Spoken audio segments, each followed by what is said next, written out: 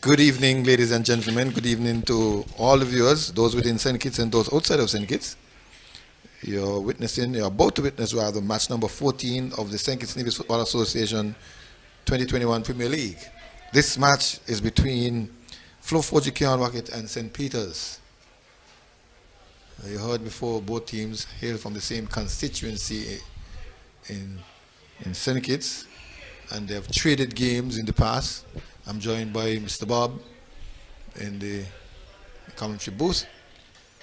It was 2-1 to Keon last year. Two victories. 2-1 to St. Peter's. But the St. Peter's team is looking much more ominous than they did last year, in my opinion. Well, we want to say welcome to the guests. If you're now joining us for the first time, welcome to SKNFA Online.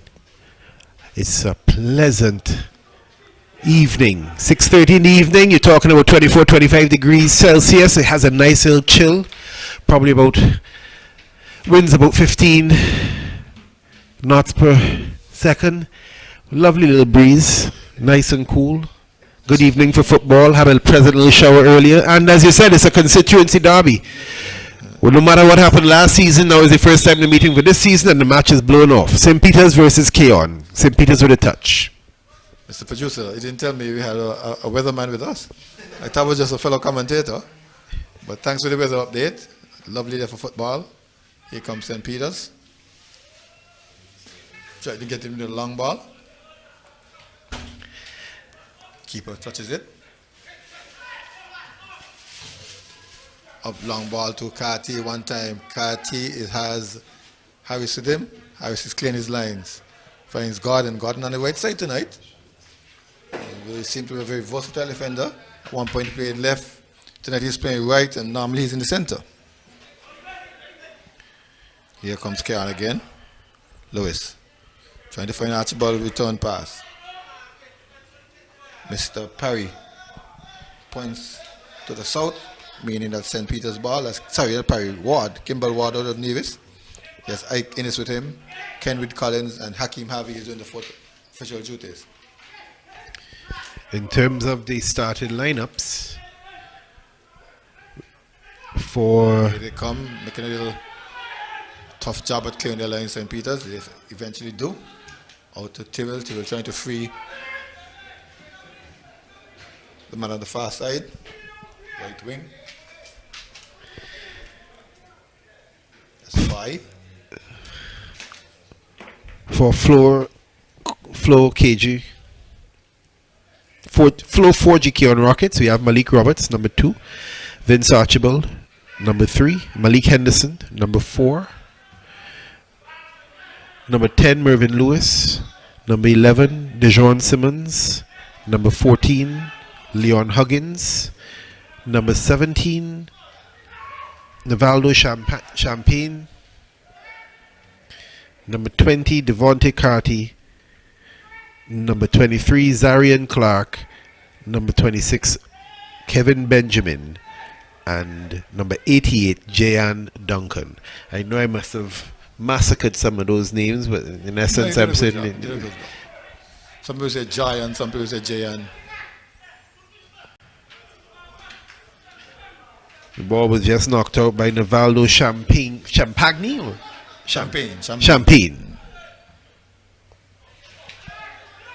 This is Hendrickson. Faking to go on the inside. Comes outside, finds Archibald. Archibald inside. Lewis gives it to Hendrickson to clear. Up to Duncan. Duncan trying to flick on. Finds James instead.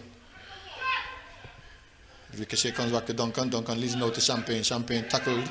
Wins the tackle though. And sends it forward to Carty. Carty and Gums sneaks it over to Gordon. Gordon can clear. He does so now. Back in by Archibald. Archibald up to Leon Huggins. Leon looking for help. Slides it down the flank. But strong, too strong a pass. Overweighted pass. And for St. Peter's we have number 1, Delvis Gums. Number 2, Julian Gordon. Number 4, Azim James. Number 10, Kareem Harris. Number 11, Yuson Slater. Number 14, Ozani Purcell. number 17, Devontae Fee. Foy, yes. And you're number 20, Mervonje Pemberton. Number 21, Cheyenne Warrington. Number 45, Ada Nurse, transferred from St. Paul's, I know that name. Number 73, Diona Stephen. And number 98, Tequan Tyrrell. So we have a foul kick, free kick being given to Keon on the half of the field in the St. Peter's, just short of the half line. St. Peter's try to counter immediately. Keon recovers, plays it around at the back. And they're looking to try to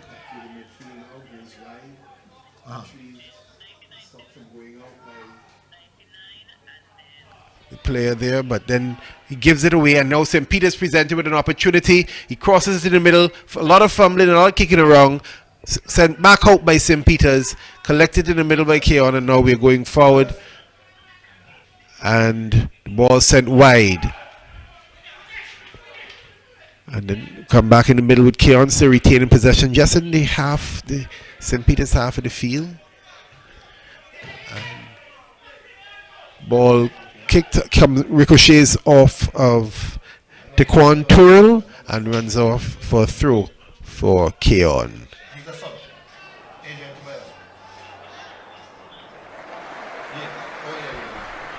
Archibald taking the throw on the left hand side of the field on the Keon half.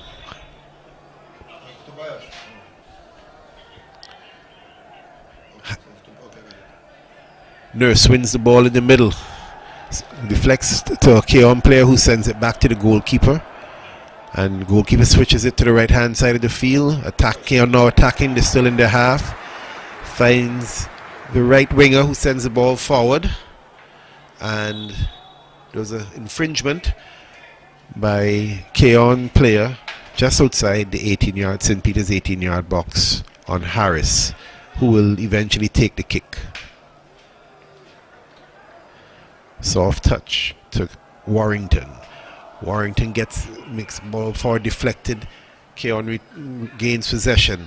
Keon looking to attack now on the left hand side of the field through Navaldo Champagne, who's then appended by the St. Peter's player, and a free kick is given just outside the 18-yard box. Champagne sends it middle, crosses it into the box, and we're looking at a header here, but he's surrounded by at least 4 St. Peter's players, and who then launches a counter attack, and it goes off the Keon defender on the right hand side of the field. Playing safety first. Ball coming from a big defensive clearance. And meanwhile, because we don't have any ball boys and the spectators, the players are forced to run, retrieve the ball themselves. Big long looping ball into the box, heads go up, headed goalward. Easy ball for Zyrian Clark in goal. Easy high ball take.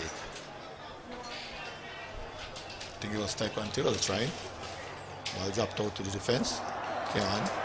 In their usual style, they want to build from behind. They're coming forward. They're battling away. It's Duncan. Duncan is stripped up.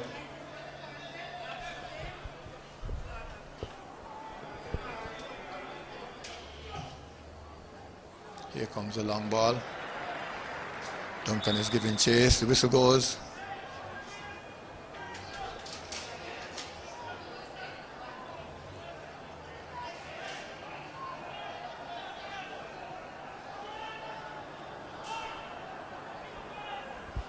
Game has started off with a little bit of a to and fro between the two teams. No real chances created on goal, but it's now slowed down a little bit. Both teams trying to gain the ascendancy, but nobody really stamping the foot down so far.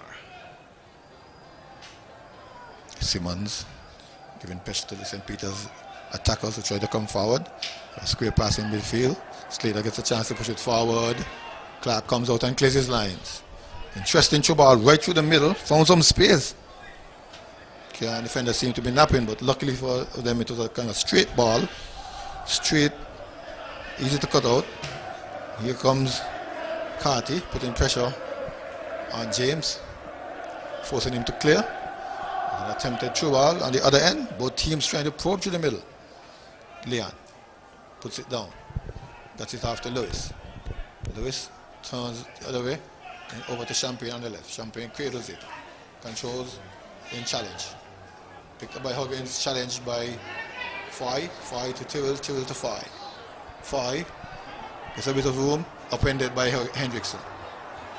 Forward, one touch pass, Huggins. Huggins under pressure, goes to the ground. Referee's not impressed with his foul. Though they come a counter attack from St. Peter's, down the left flank, Stevens. Stevens can turn, Stevens can cross. He's being shepherded. He gets the cross in now. Clearance comes from Keon. Not enough St. Peter's bodies here. They can try to give it back, then win it back. Then St. Peter's take over again. No. Clearance from Keon. James preventing that ball from going any further. But in doing so, he pushed it into touch, throwing to Keon.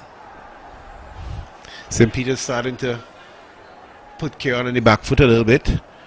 Once or twice, Keon's players were overrun by St. Peter's defending in numbers. And that's a good start, a good sign for them in terms of how to approach the game.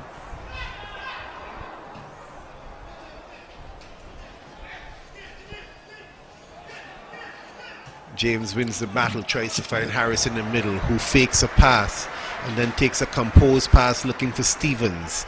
Headed away though by the competent number 2 for Keon. Malik Roberts. Very good header. Sent forward.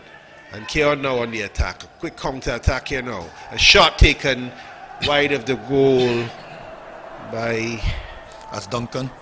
Giant Duncan. Energizer Bunny. From some distance out. I'm knowing by another name as well. I think that's what's confusing me. It'll come back to me. Joyanne Duncan, you say? Figo. Yeah, I know this Joyanne thing it in song, right? Well, there are two figures out there tonight because Kevin Benjamin is also known as Figo. Oh, well, I know the Tyrrell Benjamin Figo. I know the Keon Figo. Apologies to the listeners.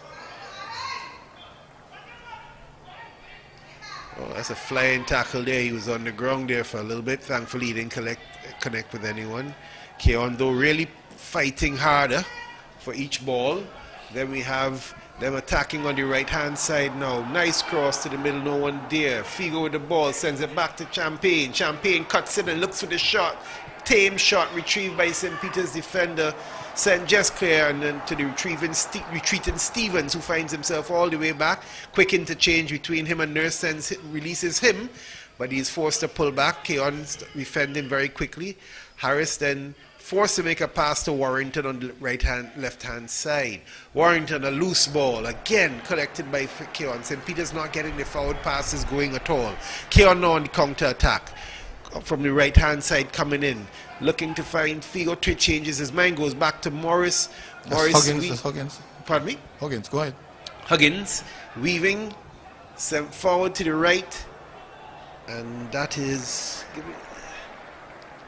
That's Duncan trying to get an inside, but Keon losing out to a strong back line. St. Peter's defense. St. Peter's maintaining the lines. Yeah, they're imperious this evening. They're defending in numbers as well. There's a lot of energy in their defense. Coming forward, forced to clear is Slater. Slater is also known as Ubi. Yumi. Yeah. I see these names. These names are keeping me confusing me when I call in the commenting. Ubi is the nickname. Slater is the right name. So yeah. we have to give both. The local persons listening in St. Kitts Nevis will know Ubi, especially those in Connery, those in St. Peter's. Well, I'm speaking to the ones in St. Peter's and Connery tonight. The ones in New York wouldn't know who he is. For those in New York, please understand that when we say Ubi, we mean Slater. Ubi. Here is Keon with a cross deep to the far side. Champagne is going there. Comes is reaching just in time. Excellent take. Stretched him all 5'10" of Delvis Gomes. And was able to stay in touch even though his momentum was carrying him. Harris trying to build with Warrington. Stevens a quick 1-2 with Nurse. Nurse. Nurse gives a heavy touch though, and Stevens is unable to collect it again. Stevens, I know, is shaggy from the community. So if it is that the persons in New York hear me move off from Stevens and say Shaggy, then you would know it's Stevens I'm referring to. It's going to be a difficult one for me tonight, being familiar with some of these players. Zari sends the ball left, collected by Champagne, who knocks the ball forward looking, hopeful ball forward looking, but it was retrieved, but picked back up again by Keon on the attack. And Figo tries to do a little back heel flick, it didn't come off, but it bounces over the head of Tequan, who loses it, but Champagne picks it up. Champagne now comes to the middle, but loses it there to Ubi. Ubi makes a strong run, but the touch was too heavy, and the Keon defense was able to quickly. Weeby. Ubi, but that's what I've been saying. Ubi, you just not hearing my U in my accent, but it's Ubi I say. No, it sounds like I'm saying Ubi, but I am saying Ubi. Is when you correct me, I say Weeby, but I've been saying Ubi.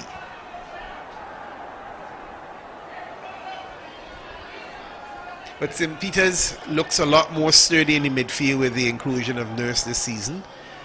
This is the first time I'm having the privilege of watching them and commentating, watching them play.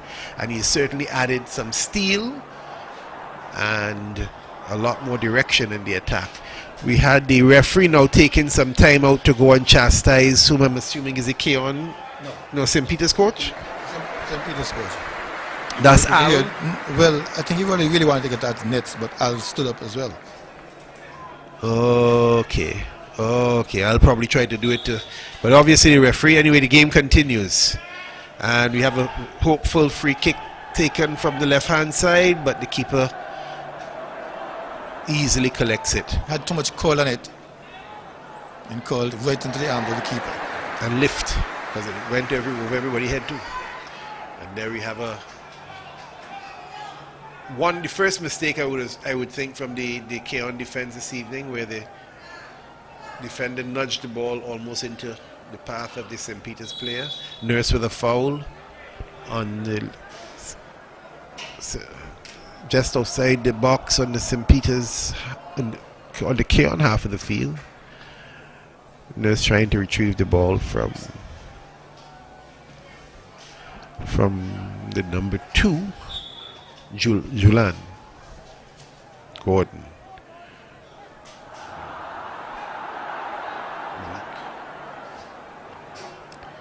Game resumes.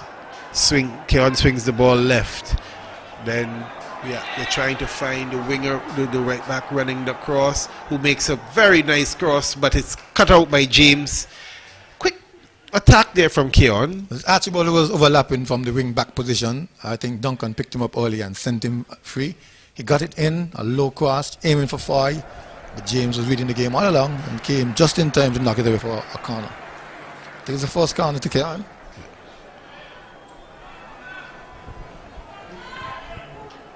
Whom up to this point I would think would have had the better exchanges, even if nothing directly on goal. Gradually they're coming into the game a bit more. But St. Peter's are defending well. And this one goes out for a goal kick. Poorly taken corner by Poorly taken corner. He's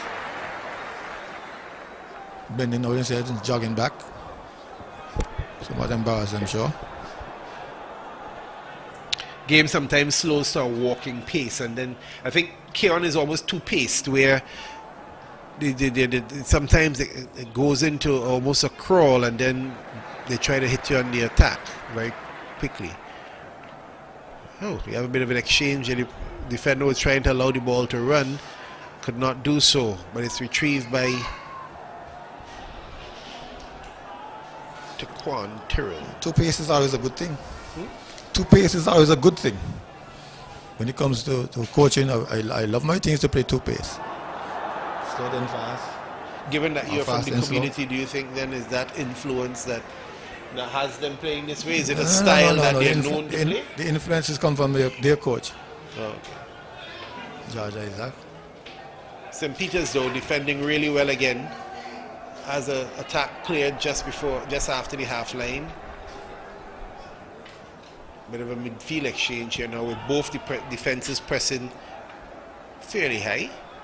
Oh, nice move by Warrington there, hooked and left Champagne for dead.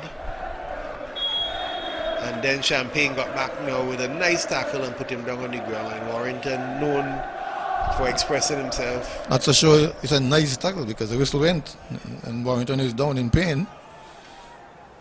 Well, yes, he was blown for a foul. It sounded like ball, but it must have been ball and more. Probably his foot went through the ball and probably came up and struck Warrington in the shin area. Okay, I see.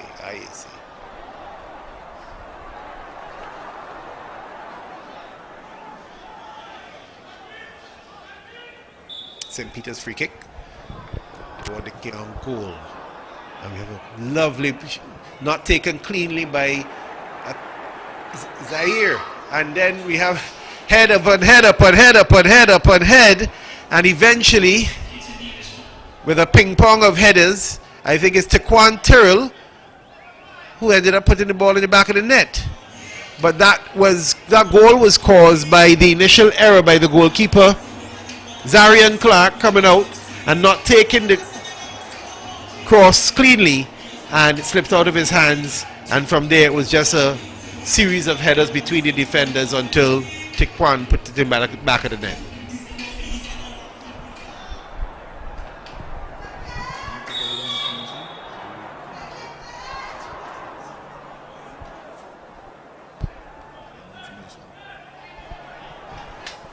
Here is Kean, one down now.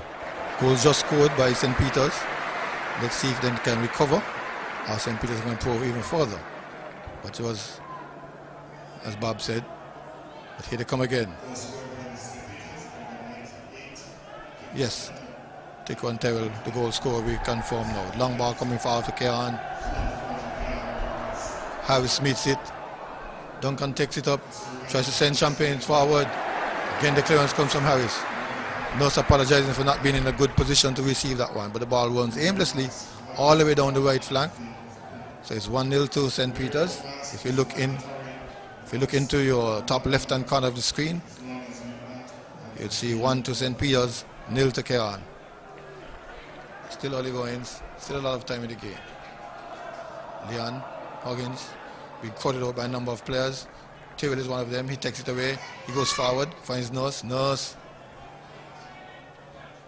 Back to Tyrrell. Tyrrell have a number of players with him. He has a number of players with him. Duncan trying to catch onto the player. They go to the left. Stevens. Stevens back to Warrington. Warrington looking for a cross. Gets it to. Heads go up. Out to Nurse. Nurse tries a volley. Miscued volley. So we had a bit of an attack there by St. Peter's. Unable to get the final ball toward goal, final shot on goal. But nonetheless, they're showing greater attacking intent and has been rewarded with a goal. Long ball from the defense. Doesn't have a proper address in it. Goes into touch.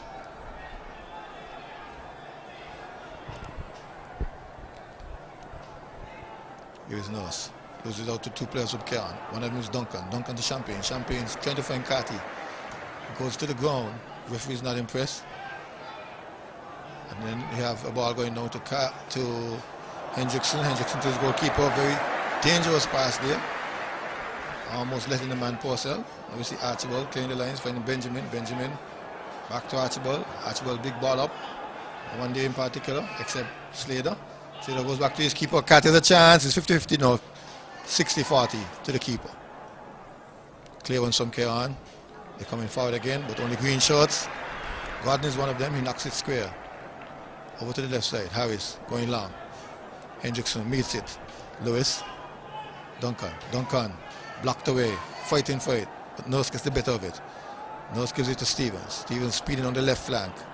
Drops it off to Nurse. Nurse under pressure from Duncan and Champagne. Loses it out. Goes to the ground. Warrington covers up for him. Warrington sends the ball into the box. There was no one there but Zarian Clark.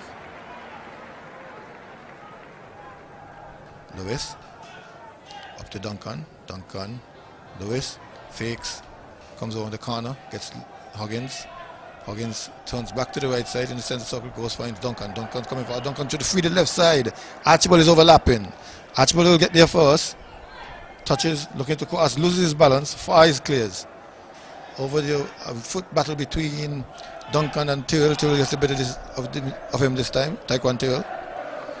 Leaves the Nurse. Nurse trying to find Stevens. Stevens blocked out by Malik Hendrickson. Hendrickson. Warrington picks it up. Warrington. Cobbs. Harris. Going forward. Interception from Malik. Malik speeds forward. Malik trying to free Carty. No. James gets the better of it. James out to Stevens. Stevens. Nurse. Nurse turns. Trying to find help. Can't. Find orange shirts. Lewis is one of them. Lewis goes straight forward to Carty. Carty controls. Carty turns. Carty squares it. But not in particular. He gets back his own pass and then stabs it off to Benjamin. Benjamin can cross. Benjamin can fake. Benjamin gives it to no one in particular. Errant pass. Not read well by Carty. Not picked up by Huggins. Here is the counter attack. Going down the left flank. Stevens getting the ball from Taekwondo Tyrrell. Stevens turns his man on the inside. He comes inside. He's looking for room, looking for space. Who can he find? He goes forward trying to find Purcell. Purcell misses out. Archibald cleans up. But only as far as Julian Gordon. Gordon settles it. Finds Slater. Slater goes on the right flank. Fires free. Control, but gets it back. Enough time to cross. Blocked partially by Lewis. And then cleared by Benjamin, who's got all the way back. Huggins will speed with it now. It's Huggins on the left side. Huggins trying to find Carty. Carty bodies the man, takes control. Gets help. Sends it to the far right side, trying to find Champagne. Warrington measures it well.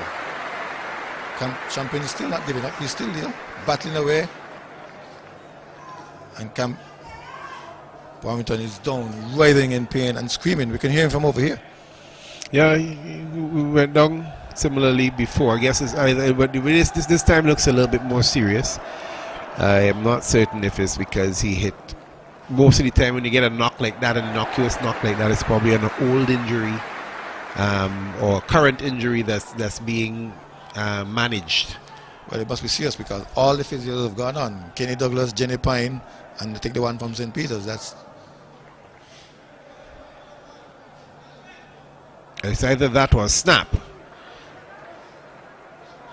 Which, I mean, from the looks of the tackle and everything else, didn't seem like much. But as you said, whatever it is warranting the attention of all the medical personnel. They haven't yet called for the... Oh, he's up. He's hobbling. He's hobbling. He's okay. He's all right. He's all right. Probably just caught him in the soft area, the area that is not protected, like in the ankle. It looked like it was a stamp, what we call a stamp. It collided with the boot of Champagne. It didn't seem like it had intent. Soft field. St. Peter's down to 10 men temporarily. They go cross, trying to find Carty. Carty battling away. Carty shoots a goal. Didn't get much pushes on that one. I think it was a bit off balance though. No, and they could have used their numerical advantage to greater effect there, in the sense that they had St. Peter's on the back foot without their left back. But Carty went for the quicker route and got the shot on target, but nothing much else. Warrington being treated still off the field, so they're playing with a man up. Poor first touch control, letting Kieran players down. Again, we see the example of that with Champagne. But they're batting away now. Lewis coming forward with it. Lewis trying to get around the man. Does so now. Holds it up. Short pass. Huggins. Huggins. Another square pass to the defender. Hendrickson. Hendrickson chip ball forward, trying to find Carty. No, says Mr. Harris. Heads away. Over to Foy. Foy trying to go downfield. Only finds Archibald. Archibald. Duncan trying to pick it up. Duncan to Huggins. Good ball. Nice diagonal ball to the left flank. Benjamin gets it. Benjamin tries to squeeze across the goal mouth. It loops up for easy ball for Kelvis Huggins. I think that's one of his weaker foot, the left foot. Much better on the right side is Benjamin. We'll see them switch probably sooner or later. Weak or strong? It's an errant pass. Could have had a lot of options in the box that should have and could have done better. They have the ball again though, starting from the back with Smith. Benjamin tries to thread the needle. It doesn't work. St. Peter's defense stays intact. They could try to go forward, knocked away by Simmons. We just had some changes to the numbering of these players. Simmons is listed as number 11 for Kean, but he's in this number 6 jersey.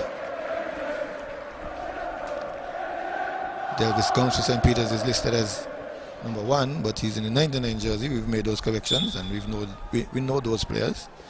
They prefer to play in their favorite jersey. Don't know if there's any superstition. Bob, you had any superstition with jerseys when you played? No, none whatsoever. Put me on the ball field and I'm alright. Football is its own religion for me. Again, Kean tried to go long. Cut out by the St. Peter's defense. They don't go forward. They more or less a stay-at-home defense. So you're always meeting that strong back line, in shape and in position. You have to come with other ways to crack that defense. Champagne trying to put it down. Robbed by Nurse. Nurse go back to Gordon for help. Gordon slides it forward. Cut out by Lewis. Lewis gets past his man. Lewis sends it up for Benjamin. Benjamin has problems. Gets away to Huggins. Huggins turns on the inside. Finds Lewis. Settle it.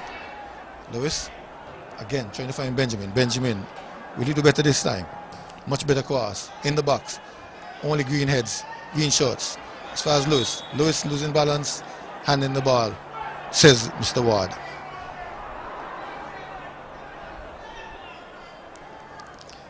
Well, we're hearing the shouts and the screams from the players and as well as coaches. No noise is better. Yeah, in fact, when there's no football being played, the entire ground seems quite eerie. St. Peter's take it short. James asking Gordon to go long now. Finds Tyrrell. Tyrrell has company. Loses it to Lewis. Lewis loses to the line. So into St. Peter's. I suppose that's what's happening as well in terms of you have a lot of interaction between the referees and the coaching staff, and I think it's because some comments that coaches may not ordinarily have been heard making are reverberating across the entire ball field, and they're being held accountable for them. Here comes Huggins, sending Benjamin free again on the left side. He turns to his favorite foot, right, slides it into the same Huggins. Huggins back to Benjamin. Benjamin asking for help. Challenged, gets it up to Archibald. Archibald over, trying to change the sides from left to center. Hendrickson going forward, trying to find Cathy. No, Cathy's not there. Then he goes to the right side, finds Champagne this time. Champagne at the corner of the box. Champagne can cross, he fakes it. Now he crosses into the box, there's no one there but green shorts, and they miss the clearance. Foy, however, will do the cleanup job. Good attack by Khan on that occasion. And here they come again. Huggins trying to find Duncan. Duncan has Yubi with him. Slater posing all sorts of problems. Clark goes up to Benjamin. Benjamin under pressure from Foy. Foy squares it in the middle. Finds Slater. Yubi Slater. Slater. Stevens. Stevens back for Harris. Harris chips it long. Down the left flank. Overlapping Warrington. Gives up. Didn't bother to chase that way. Yeah, we see a lot of the game. It doesn't really have it has a steady back and forth, but nothing in terms of real genuine quality in and around the box. It's almost been a matter of both teams giving the ball away cheaply and not necessarily getting into the areas in which they want to do the damage.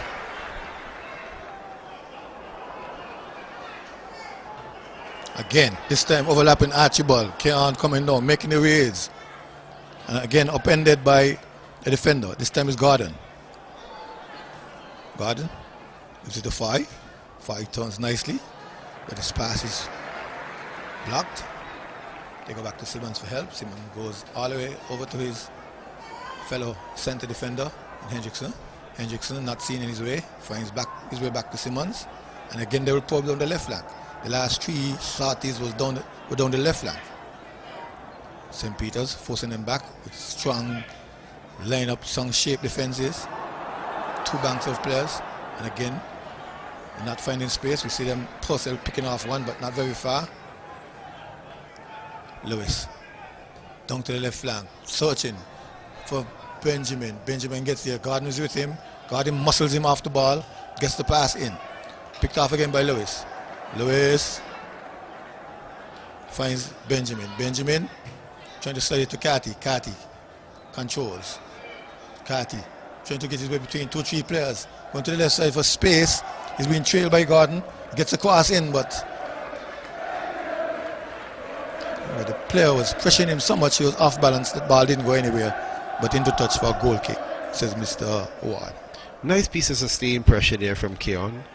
Ball pass left to right. Carty fought really hard to get in the position to make the cross, but I think when he did make final contact with it, he was off balance. But he's been working very hard there against a very sturdy St. Peter's defense, and in that instance, it didn't work out for him. He's trying to free fly. Nice long ball. He's at the apex of the box. Looks up, has room, looks up, can cross, he chips. It ricochets off a player, but only as far as Nurse into Purcell. Purcell could shoot. No, he loses out. Poor control from Purcell. Up to Duncan. Duncan under pressure from Taekwondo Tyrrell. Taekwondo Tyrrell looking to return pass. Keon intercepting. Up to Carty. Carty has company. Carty loses out to the 2 defenders, James and Gordon. Nurse, Swiss, turns, finds help. And you be Slater. Slater goes further back to Harris. Harris will go long. Does so now. Trying to find a bit too strong, too rich, overweighted for Foy. Yeah, Foy wasn't able to control what was a very good ball from Harris in the back. But for the last 10 minutes or so, apart from these patches of play, it's been Keon pressing St. Peter's. But as you said, something's been haunting them for the whole entire season. That final pass in the attacking third to get a decent shot on goal. Yeah. That's been missing from their game. Other than that, they build nicely. They get into the attacking third quite easily indeed. Here they come again with a set piece. They go from center to right. Roberts has some space. Speeds away. Comes forward. Beats the man. Slides it down to the right side for Champagne. Here they are in the attacking third. And the ball goes over the post. Just what I've been saying. Yes. Yes. Easy, quick movement from defense into attack. But that final ball, that cross from Champagne, It left a lot to be desired. It would be interesting because if you're indicating that the player who's playing on the left here now, and they swapped, as they're doing right now, yep. they're just swapping back. If they were playing on the strong, those same crosses on the stronger foot, you might have had a better result. So the swapping may not necessarily be helping. Well, I think they swapped on the corner and just never got a chance in the flow of play to swap back. And Keon's corner, Benjamin took it from the left-hand side, the western upright, and never did speed back over to the other flank. But it was a long passage of play where both players had the opportunity to cross the ball with their with a weaker foot. Weaker foot. Warrington seemed to be very much. Is Warrington coming out? Or St. Peter's making an early change? No, Warrington is there. Who came out? Foy. Oh, apparently Foy injured himself. We missed. So early substitution from St. Peter's. Duncan. Substitution, St. Peter's leaving the 17th of October, entering number 30, David, 37th. Now they're releasing Champagne on the left flank. Using his right foot to cross to the far post. Warrington knocks it away. Huggins picks it up. Push by Huggins. Push by Carty. That man getting a lot of knockball as well. Again with another loud cry. Warrington has been injured seriously 3 times based on his hollers alone. This time it's his back. But you're right in terms of the consistent pressure being applied by Keon, and had it not been for the Clark goal, who hasn't really settled himself in the game thus far, it would have been even Stevens with Keon being given the better of the half so far. But miscontrol here by Huggins, giving it over to St. Peter's. Warrington ends up with it. Tries to beat Duncan. Duncan's blocks it. Warrington gets it back. Knocks it into touch for safety.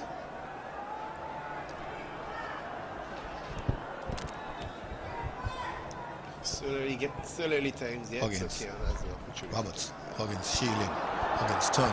Huggins seeking help. Back pass to Simmons. Simmons over to Archibald. Archibald cradles up to Champagne. Champagne fakes. Trying to get it on the man. No. Yes. Pass to the far post. Finding Carty. No. Warrington. The head of Warrington. Huggins picks it up. Over to Malik. Malik chests it. Malik goes forward. Look a shot and goal. What a shot! Crossbar! What a shot. Roberts, he rattled the top right crossbar. back. He absolutely rattled the crossbar. No one was expecting that, least of all the keeper. And he wrapped his foot around it. Oh, had it not been for so much flight, that would have been a magnificent goal by Malik. The temperature forced it on the crossbar. It was a little warmer later, it dipped. Just that last little dip indeed. Excellent shot. Here they are, Keon, taking their own their time. Even though they're one down, billing out from the back.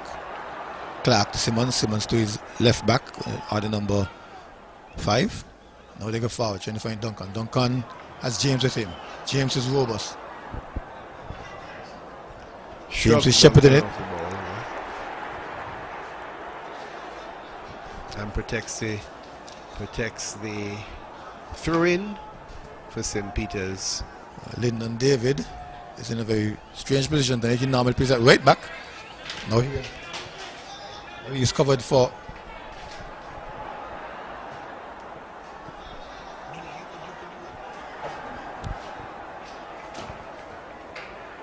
He's covered for 5 who seem to be injured. Now they come down the left flank again. Champagne trying to get it across. Doesn't get his foot around it. Another wasted cross from Keon. That ball in the attacking third. What I'm observing actually is that Champagne, he also crosses better with his right foot. Yep.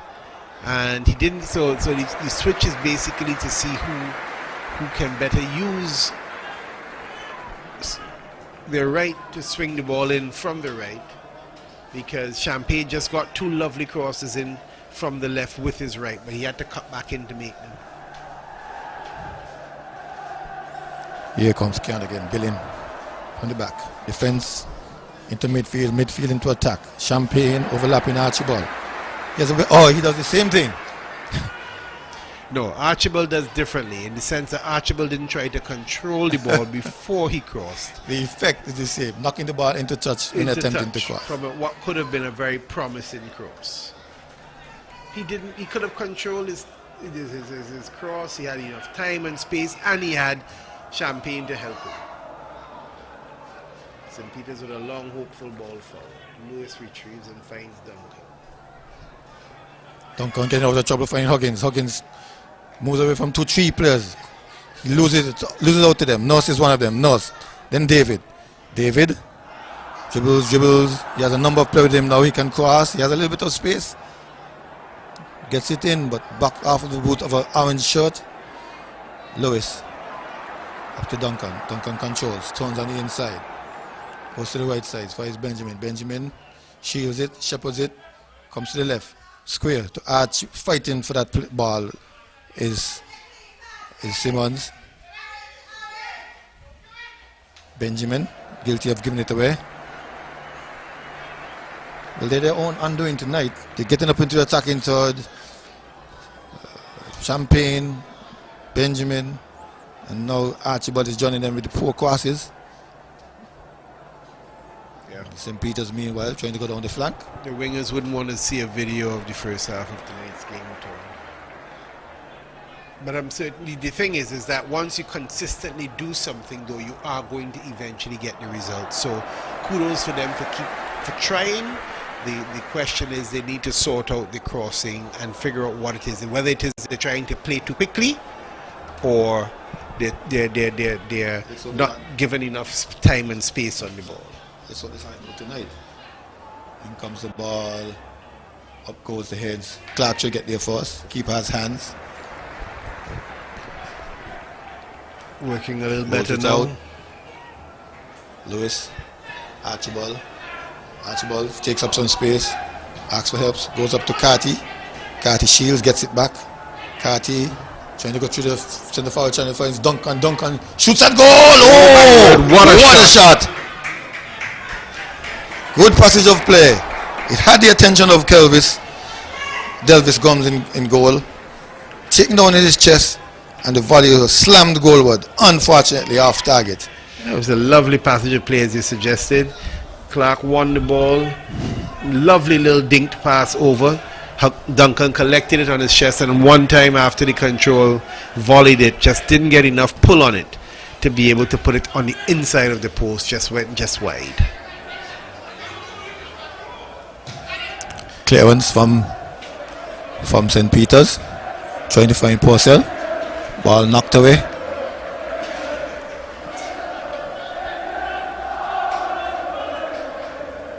Throw into Keon. Finds Lewis. Lewis gets help from Malik. Roberts, who is all the way alone on the right side, uses up some space. Shaggy is giving some attention. Stops. Gets help from Benjamin. Benjamin passed to Duncan, is blocked. Now they come forward, another blocking. 1 more minute on the clock. As you rightly said, Keon wouldn't want to see this first half. They got into the attacking third with ease. And apart from the ball that rasped on the crossbar, that was about it in terms of crosses.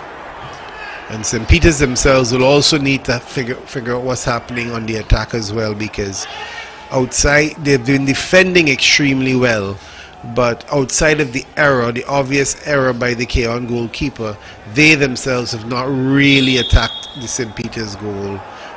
This Keon goal, and they haven't really looked to create much. So they also have some discussions to have going into halftime as well. Well, they've lost 5, and 5 is one of their strong wing players. A lot of goals came from his side in the Connery derby, right-sided crosses. Just had the ability to get free, and they had the halftime whistle. Mr. Kimball Ward says it's time to go to the locker room. It's 1-0. And Keon will have to review the efforts at getting that final ball. That should be the big discussion at halftime. Take it back to master control.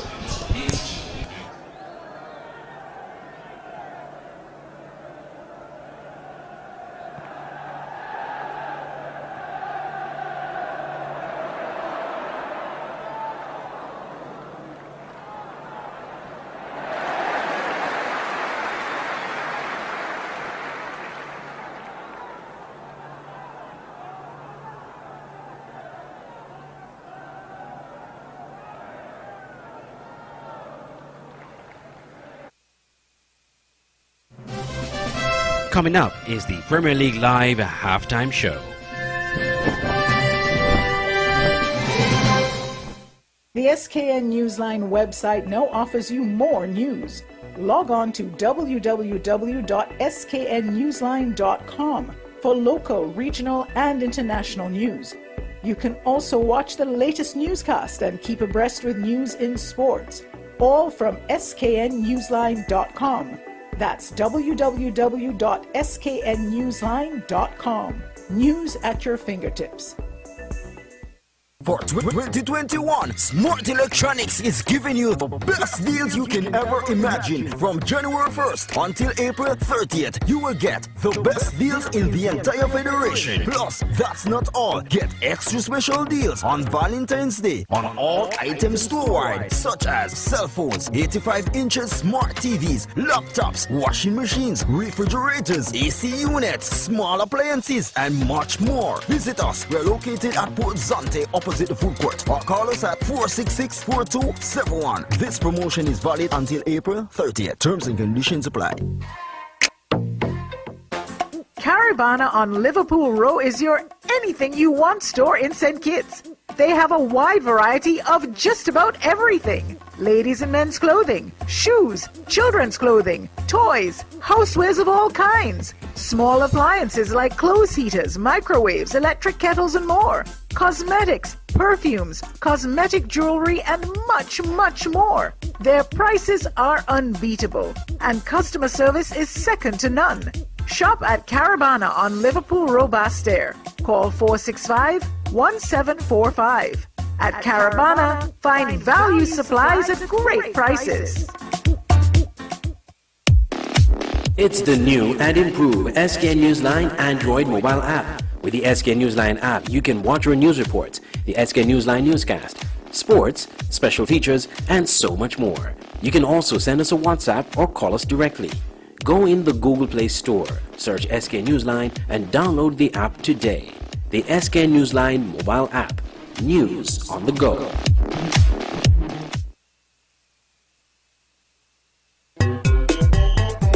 Strictly Sports is back! Strictly Sports is back! And better than ever! The website that brings you all kind of sports. No rumors, no nigger business, just sports. Log on to www.getstrictlysports.com. That's GETSTRICTLYSPORTS.com and get articles, features, videos, and photos. Local, regional, and international stories. And don't forget to check out our online sports store. It is little right now, but in time it will get hugely. And we have lots of room for you advertisers. And advertising is free right now. You heard me right. Free. Just call 762-3134 for more information. This is good. This is good. If I miss the game, all I got to do is log on and everything right there. Strictly Sports is back. This is the Premier League Live halftime show.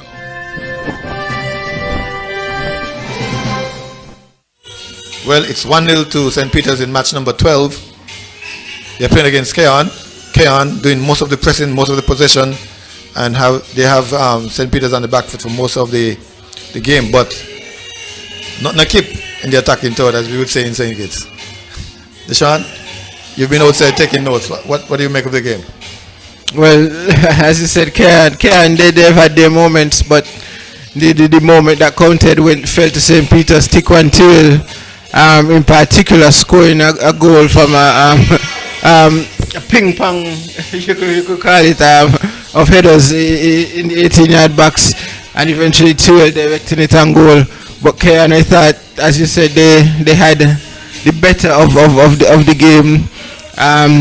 Kevin Benjamin and Vince Archibald down the left hand side has received the ball a lot of space, but yet to put in across even a shot to the St. Peter's 18-yard box, and really put them under any pressure. For Kean, they created two real opportunities, and they came very late in the half. That was a shot from Malik Roberts that hit the top of the crossbar, and the shot from Jan Duncan that capped off a good move, but he couldn't direct it on target. But Kean, for all the good work, they have been wasteful in the final third, and St. Peter's they wouldn't complain with the attacking effort they've had to defend this evening. Talking about St. Peter's, what do you make of their defense? They've stayed at home mostly and trying to block out Kean, but we're forcing them to the wing self. Yes. Almost every time Kean comes with an attack, there's always the back four, as you said, intact. They don't stray too far from each other. Normally we see the left back and the right back pushing on to join the attack for most teams in modern day football, but for St. Peter's they stay at home and they stay tight, and it's definitely a difficult backline to break down, and proven so tonight, and especially with when a team wastes the opportunities they get, it makes it doubly hard to break them down. Do you think they're going to hold on? What would be the advice in the dressing room? hold on to what we got, with a probe and look for another goal? Well, they can look to hold on and probably try hit Cairn on the counter attack, because Cairn will have to come out and try and get that equalizing goal. But it's always good to get a cushion and then hold on. But Cairn we would have to find a goal from somewhere. Yeah, but and in terms of time too, they would need, if they need a win, they would have to get the goal early and then look for more. Let's say within the first 15 minutes. Yes, they have played 3 halves now in the season and haven't gotten a goal as yet. So it's imperative for them, if they are to get 2 in this. And 3 halves in the previous season and didn't get a goal. Yes, that too. So that's six halves in a row without a goal. So they definitely will, if they are to get 2 in this half, they'll have to get 1 within the first 10 to 15 minutes and try for another one in the remaining time. Well, it's a 1-0 situation to St. Peter's over Cairn. The usual questions are posed at this time. Will Cairn come back? Will St. Peter's hold on? Will St. Peter's go further into the lead? What will happen next? You stay tuned to SKNFA page and you'll find out. Live commentary coming to you from Warner Park. St. Peter's leading Cairn 1-0. We'll be back with you shortly.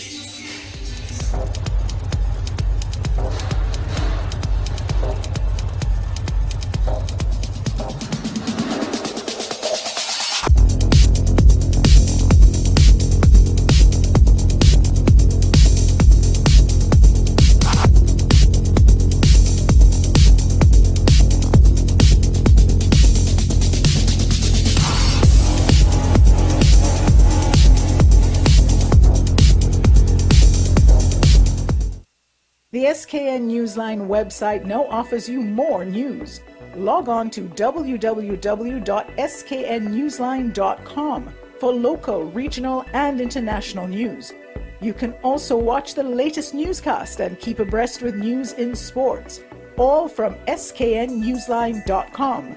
That's www.sknnewsline.com. News at your fingertips. For 2021, Smart Electronics is giving you the best deals you can ever imagine. From January 1st until April 30th, you will get the best deals in the entire federation. Plus, that's not all. Get extra special deals on Valentine's Day on all items store-wide, such as cell phones, 85 inches smart TVs, laptops, washing machines, refrigerators, AC units, small appliances, and much more. Visit us. We're located at Port Zante, opposite the food court, or call us at 466-4271. This promotion is valid until April 30th. Terms and conditions apply. Caribana on Liverpool Row is your anything you want store in St. Kitts. They have a wide variety of just about everything. Ladies and men's clothing, shoes, children's clothing, toys, housewares of all kinds, small appliances like clothes heaters, microwaves, electric kettles and more, cosmetics, perfumes, cosmetic jewelry and much, much more. Their prices are unbeatable and customer service is second to none. Shop at Caribana on Liverpool Row Bastair. Call 465-1745. At Caribana, find value supplies at great prices.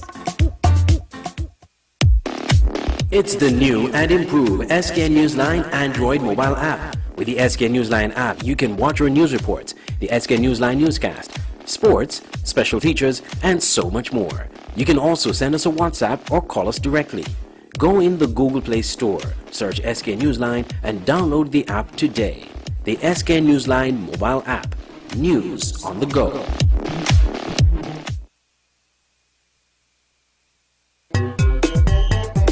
Strictly Sports is back! Strictly Sports is back! And better than ever! The website that brings you all kind of sports. No rumors, no nigger business, just sports. Log on to www.getstrictlysports.com. That's GETSTRICTLYSPORTS.com and get articles, features, videos, and photos. Local, regional, and international stories. And don't forget to check out our online sports store. It is little right now, but in time it will get hugely. And we have lots of room for you advertisers, and advertising is free right now. You heard me right, free. Just call 762-3134 for more information. This is good. This is good. If I miss the game, all I got to do is log on and everything right there. Strictly Sports is back.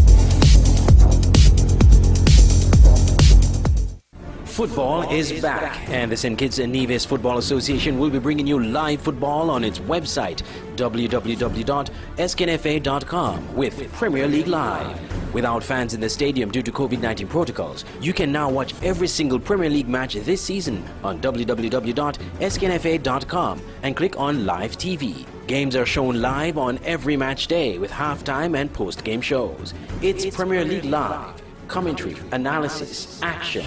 Never miss a game.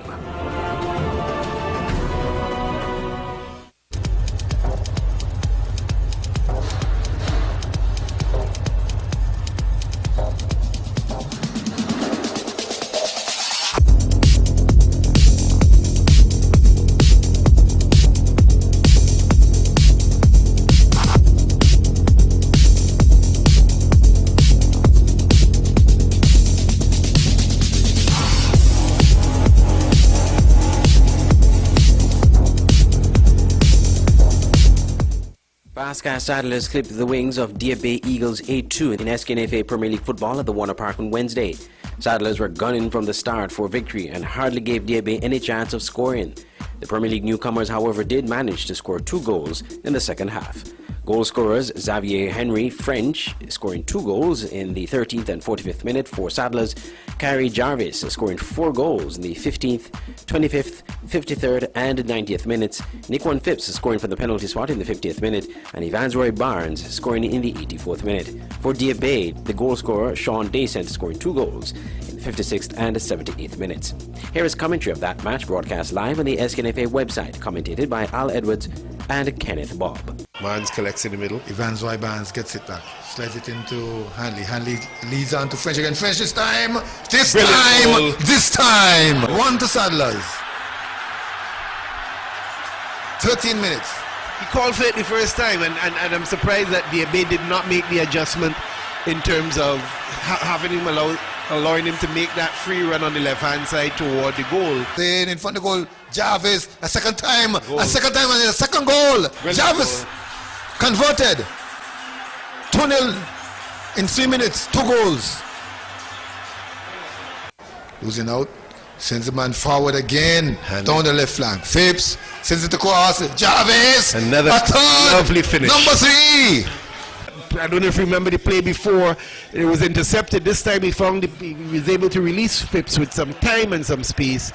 Phipps took advantage of that and laid a lovely ball across for Jarvis, and Jarvis did it full justice. Goes towards goal, and flags went up in the air. Is it a goal? Oh, this will be controversial. The goalkeeper took the ball and apparently missed.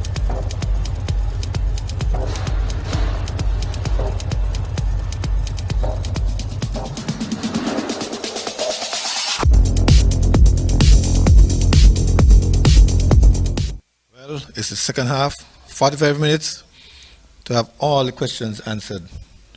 I still have Bob with me in the commentary booth. Bob, we've been asking questions whether St. Peter's will hold on or push ahead. Can Keon come back and get a draw, get a win?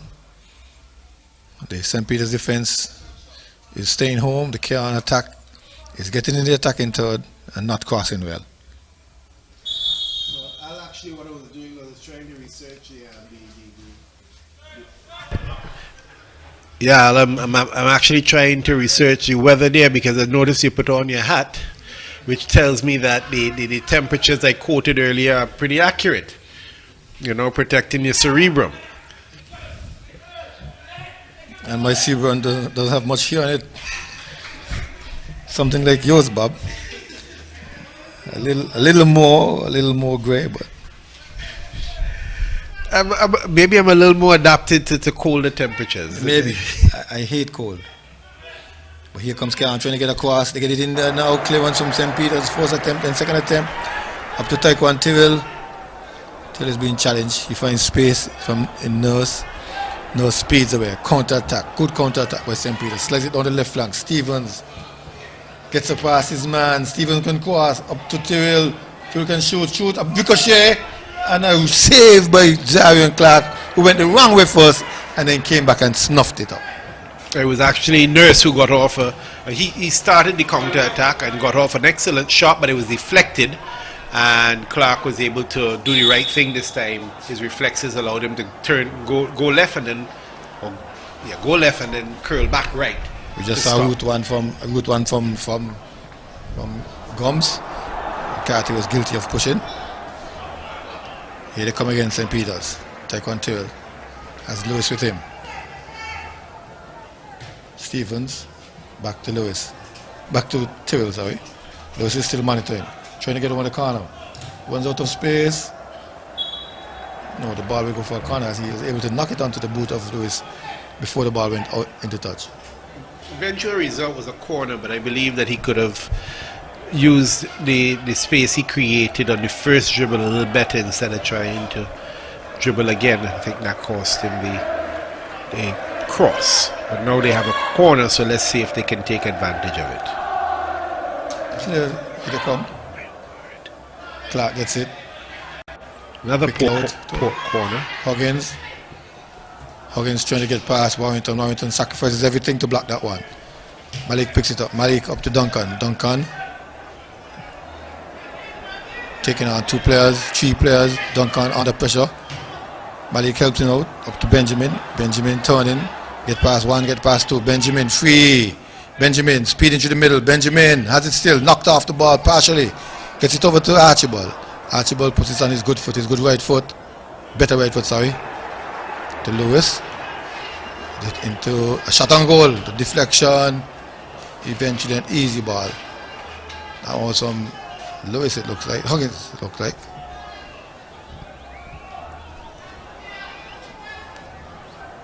Punch and counter punch so far. One force a save. Here comes St. Peter's. Clearance from Keram, but not very far. David gets it. David looking to speed his man. David comes across the box. Big clearance from Novin Lewis. Champagne picks it up. Champagne under pressure. Champagne goes to the ground. The whistle goes. Ward says foul on Champagne.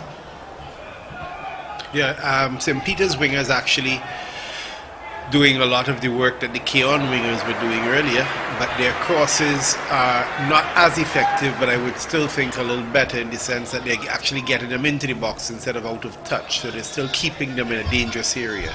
Keon, however, their wingers have not yet clicked in as they would have in the first half, so we're yet to see anything meaningful come from them so far. They're still trying. Billing out from back. Benjamin's deep back. Benjamin finds Huggins. Huggins challenged by Stevens. Stevens takes away. There's a wrestling match. Still with St. Peter's. Warrington. Tyrrell going way back to James. Sorry, that's Harris.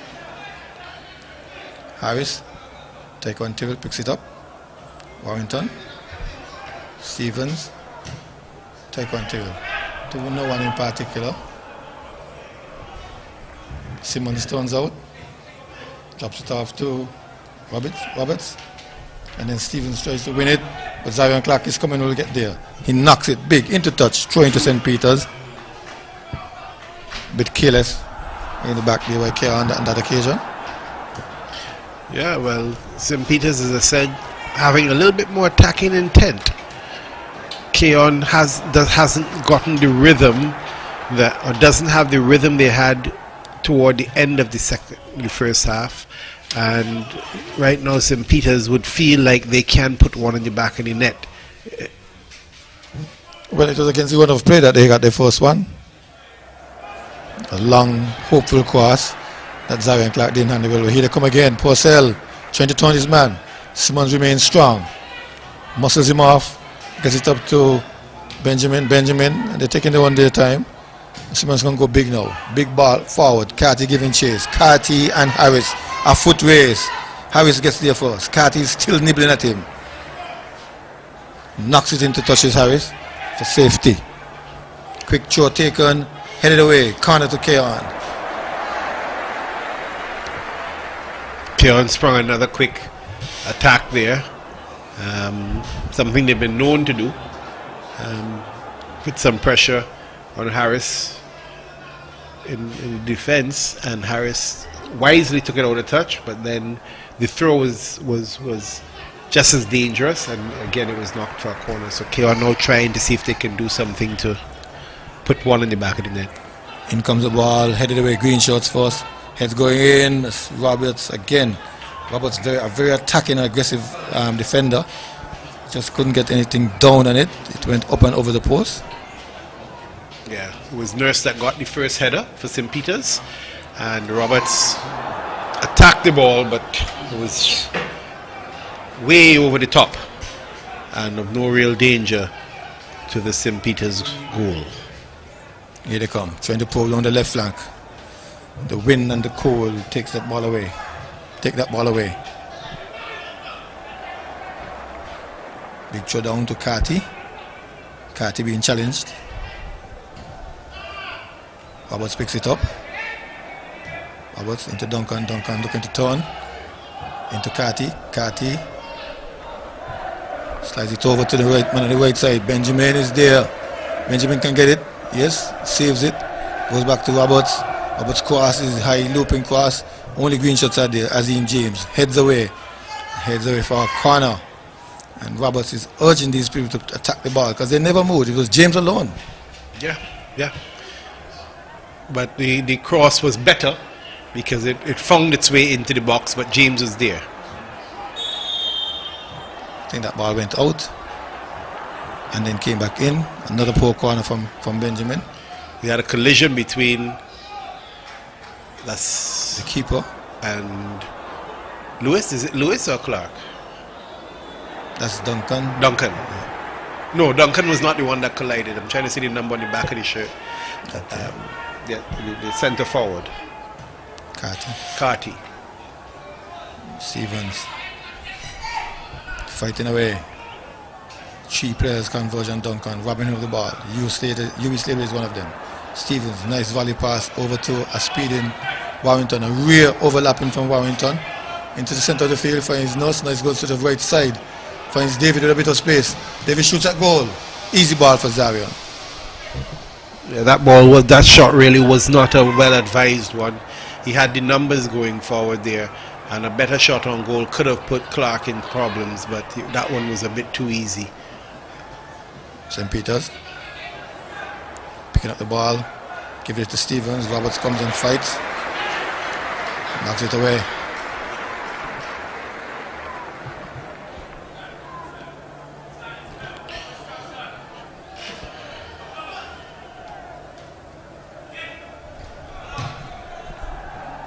Let's find some space.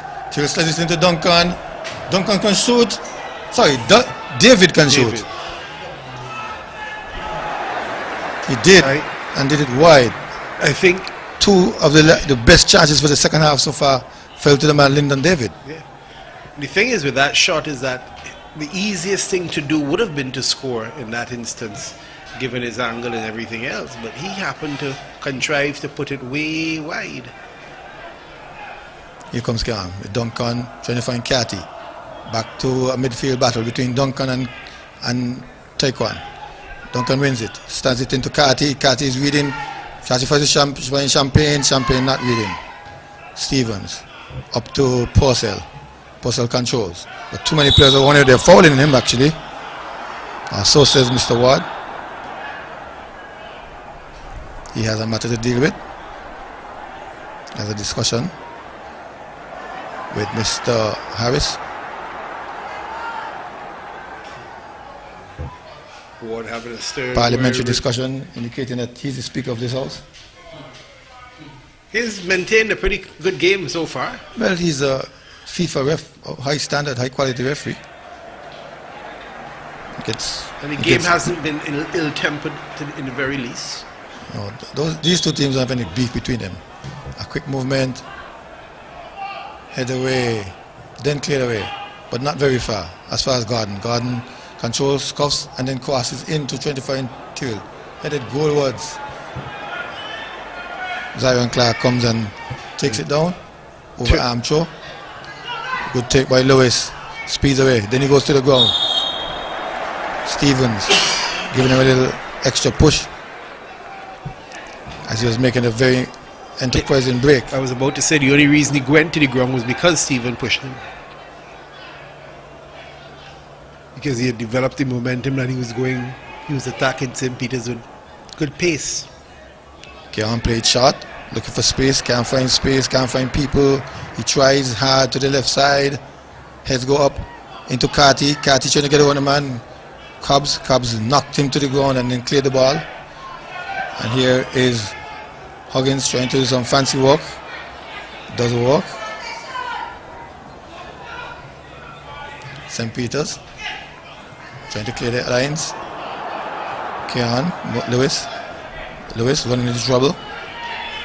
Stevens again. Warrington into Taekwon chipping his foul to the far side. Again, that man is finding some space.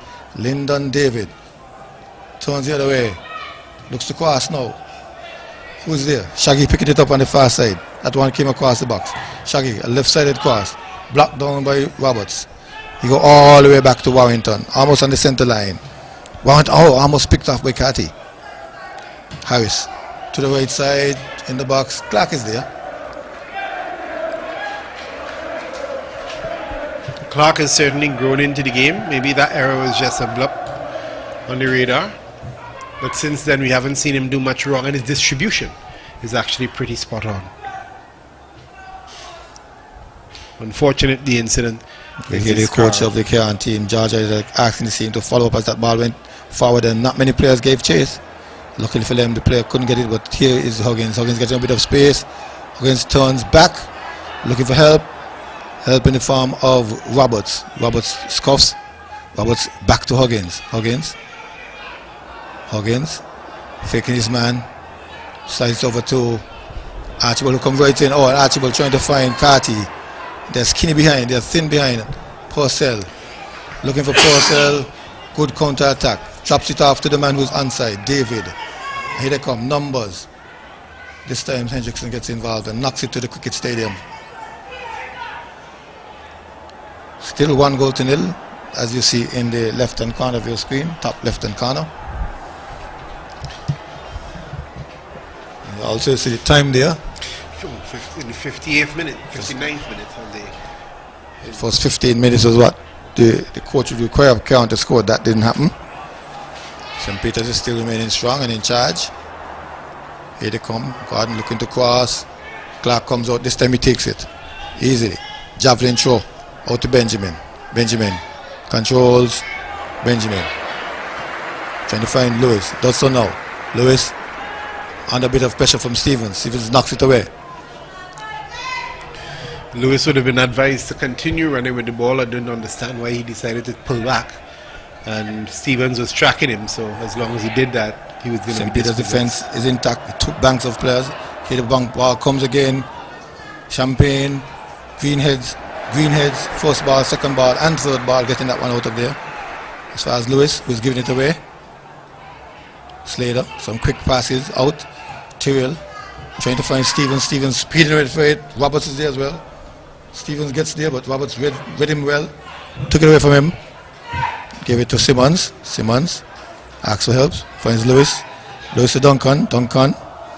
Shielding. Then he changes the side. He goes to the center. Hendrickson. Up to Carty. Carty down the left flank. Who's there? Trying to find an overlapping Archibald. Gordon will get there first. Gordon has acres of space. Allows Archibald to attack him and knock the ball into touch. That one was a bit, I mean, maybe we didn't get to see the angle in terms of Gordon retreating versus Archibald attacking.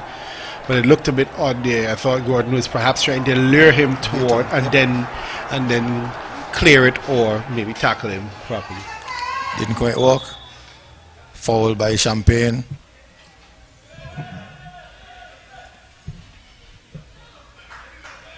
Now they've won a free kick. Yeah, St. Peter's. Champagne was a guilty party there. Big ball upfield. Purcell trying to cradle it. Has a lot of company with him. He's trying to get away now. St. Peter's, but only can manage to put it into the boundary board. Throwing to St. Peter's. Scan, sorry. In the battle of the centre forwards, I would give Carty the edge. I'm seeing a bit more grit in him than I am seeing out of Purcell so far. Carty is definitely busy, but he has a poor first touch.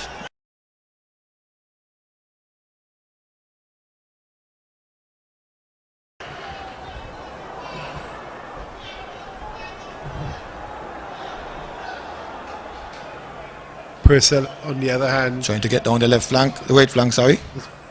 Duncan. Probably touched the ball 2 or 3 times for the entire match. Running out of space.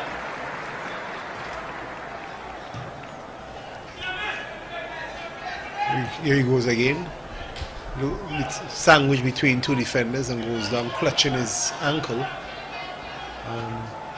Benjamin can cross, gets a good pass. Benjamin makes a mix of it. Harris literally gave the ball to Harris on that occasion. As Ozani Purcell. We have a Number change. 17 comes out. That's Champagne. It's coming out. Change for Keon on the 68-minute mark.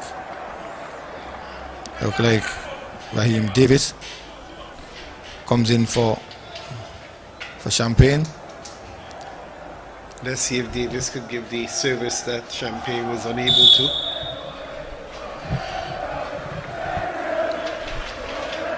Keon can finally get themselves on the score sheet.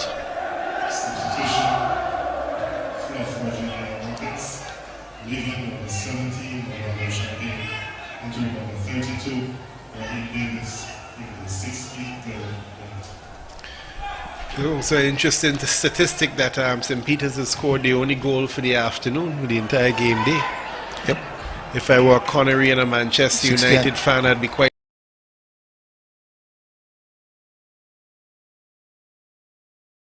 Since there were games that we were supposed to have won, and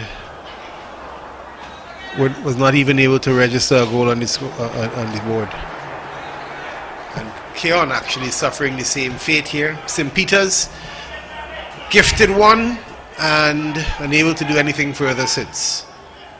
So they'll be the happiest of the 3 teams thus far this afternoon. In the evening. Crossing, deflection, back to St. Peter's. Clearance from Warrington. Up to Nurse. Nurse can break. Nurse will speed away it. Nurse, his partner Tyrrell. Then they try to find the number 14 player. That's an offside player. I thought so.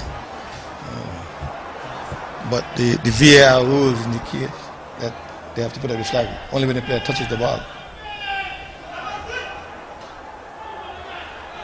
But I'm trying to figure out how he managed to not realize he was offside because he was looking at the play and ball watching the corner. Here comes Tyrrell. Tyrrell shifts his man. Tyrrell trying to get a shot. Tyrrell passes in. Clear one's coming from the man who just came on, Davis. Pushing the ball for a corner. St. Peter's punching back as Keon was pressing them for the last 10 minutes. Now they're countering and looking dangerous. Yeah, and they've won a corner.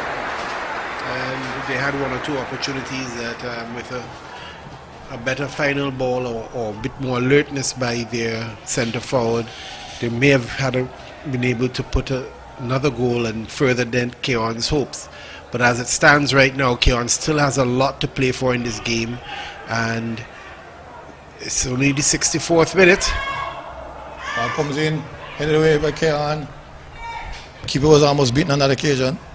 Still not out of the woods. Bicycle kick, clearance from Hendrickson. Carty trying to get around the man.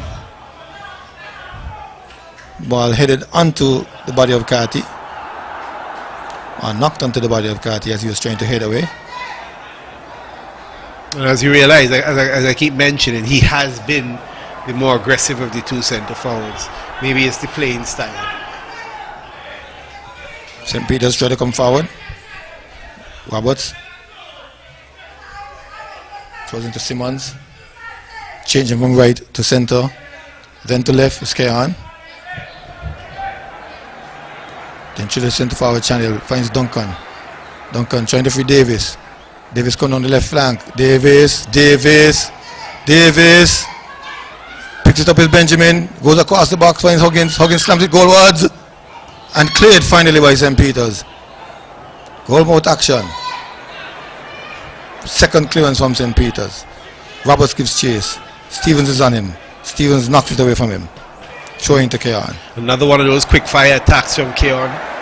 And that's the way they have to do it because those lines of defense not moving. Here they come, chipping up to Carty. Carty cradles. Looking for help. His challenge.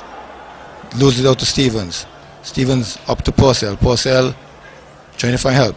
Finds help in Stevens. Stevens is too strong. Too strong for Tyrrell. Stevens looks like he's beginning to tire a little bit. Passes not connecting as sweetly as before. But defensively he's doing his job though.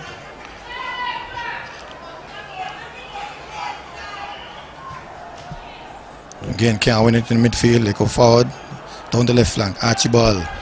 Down to Davis. Davis a bit too hard, but can he get it? No. The line gets there for us. He's certainly come on with a lot more energy than Champagne.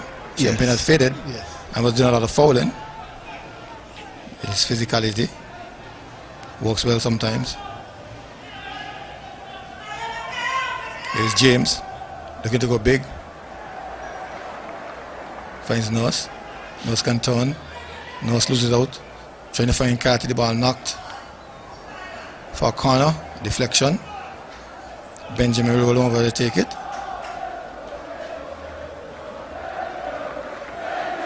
St. Peter's defense. It's a well-drilled defense. They stay home. Banks and banks. 4 and 4. And then they try to counter with Nurse. Taking shot by Keon into Archibald. Archibald chips into the box. Body clearance. Benjamin chips it up, loops it up. Heads go up. St. Peter's. Clean heads. Lewis tries off the boot on the outside edge. Benjamin outside, so he leaves it. Tyrrell.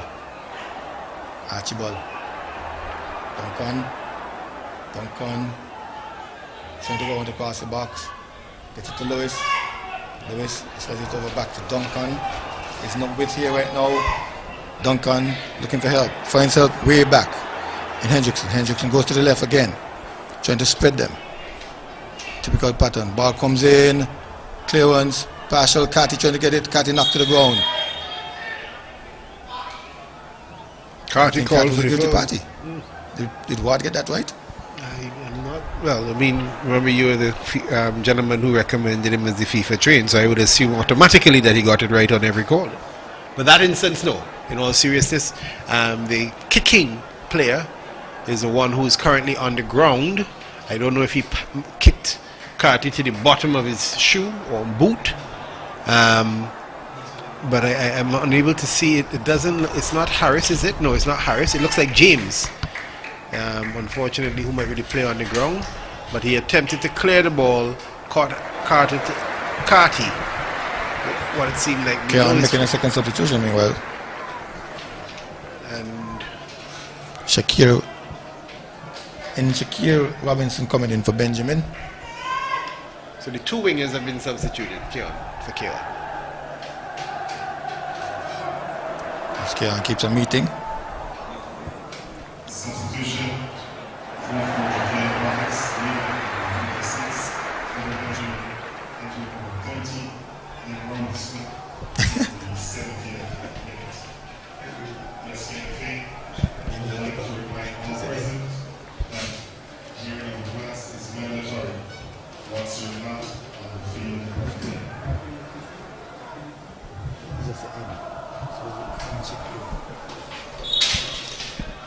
So Keon had a nice little powwow whilst the injured player had hobbled off the field. Still waiting to confirm that it's James. If it is James, then it's an integral part of the St. Peter's defense.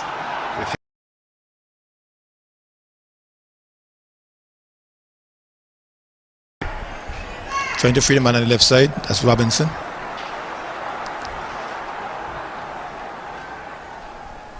It's time running out for KR now.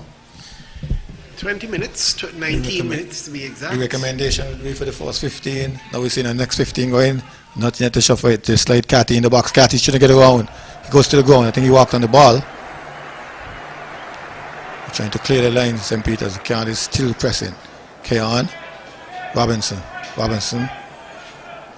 Back to Duncan. Duncan gives it up to Simmons. It's a half field press for Keon. Lewis exchanging with Simmons. Simmons up to Duncan. Duncan fancy footwork to Robinson. Robinson goes back to Simmons. They can't find any space between those bank of green shirts. That's where it has to be quick. Now they're on the left hand side. Probing. Asking. Archibald crossing. Going to the far side. Eluding everyone. Touched by no one. Goal kick to St. Peter's. A little bit across from Archibald's left foot this time. A little bit across. You're the ones that they keep doing it, they'll get a little better. Yeah. But still need to put it more on the field. That the wing backs, left back and right back, have been crossing and hitting the ball better than do actual wingers themselves. Because Archibald had at least one or two good crosses in the first half. I know of at least one. But here comes St. Peter's making some space down the flank. Hendrickson heads away. Duncan picked off by UB Slater. Up to David into that man Purcell, who in fact it was a shot that he tried to control. Yeah, an ill-advised shot. Not certain. That's when he should have given one of his ground passes, because two of his crosses so far went along the ground. I'm certain that the on-Russian player would have preferred that type of pass there as opposed to the attempt shot that was scuffed. Lewis gives away, then wins it, then loses it, then they go all the way back. A ground race. Gums gets there first. He knocks it hard upfield. Keon wins it back. This is the time when they should pounce, as the St. Peter's defense is not yet set. Carty turning his man, try to get into the box. The Carty is fouled. No says what?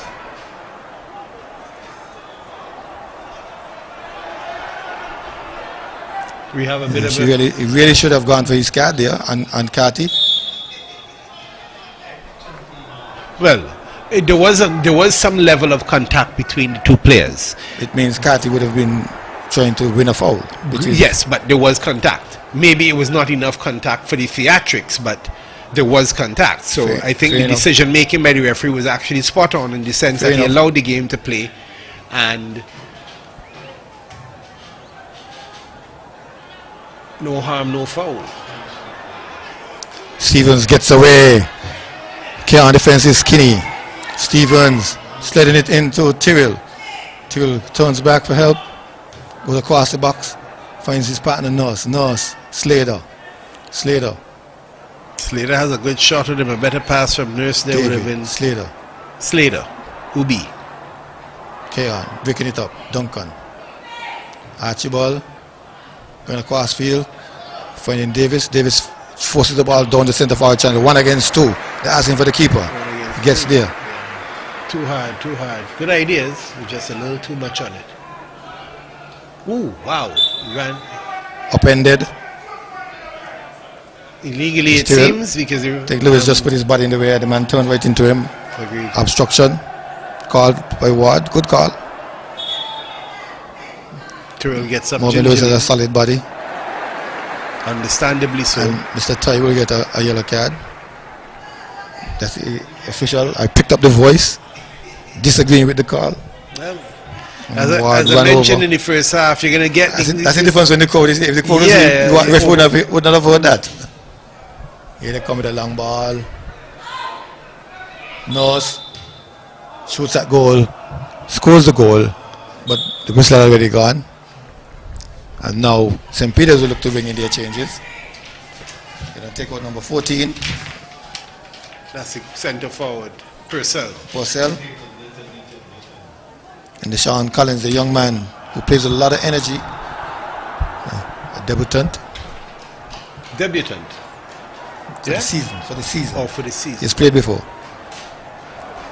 Okay. Good opportunity to give him a run out now. Let him see what he can do different to Purcell.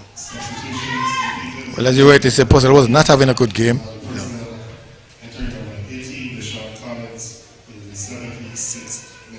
He scored against Connery. But he also picked up a slight injury when he fell. Well, he fell on a foul. Oh, there comes a big shot from Roberts. Too big, way too big. Since that he struck the bar in the first half, maybe he could try everything again, but his body posture was all wrong. Yeah, this time he didn't take the time and set the ball like he did the first time. Timing was a little bit off, I should say.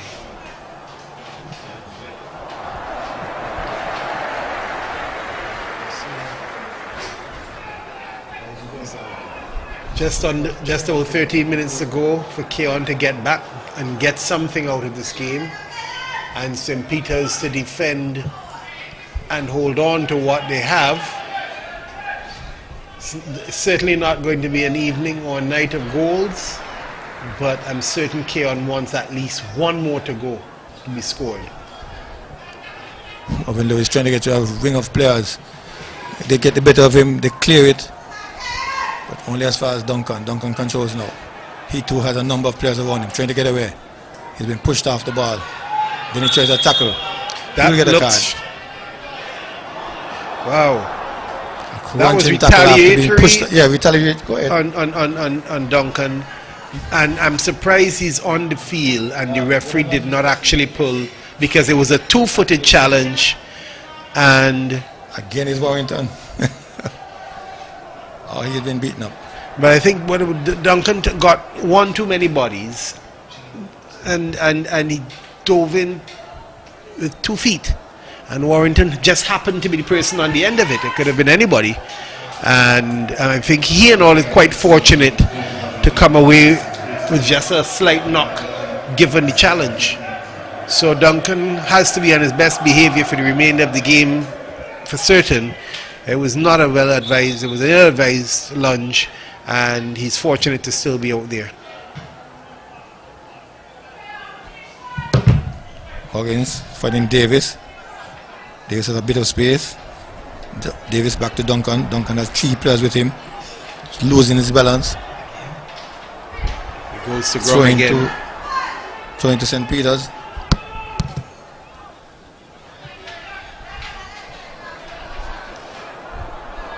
Game picking up a little bit more intensity as well. Challenges are coming in a little bit more intense. Strenuous.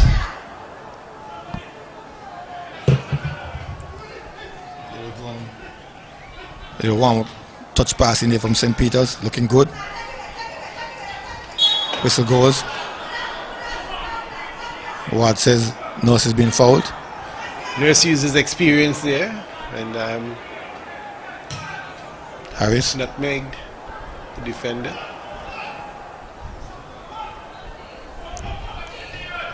Okay, on speeds away.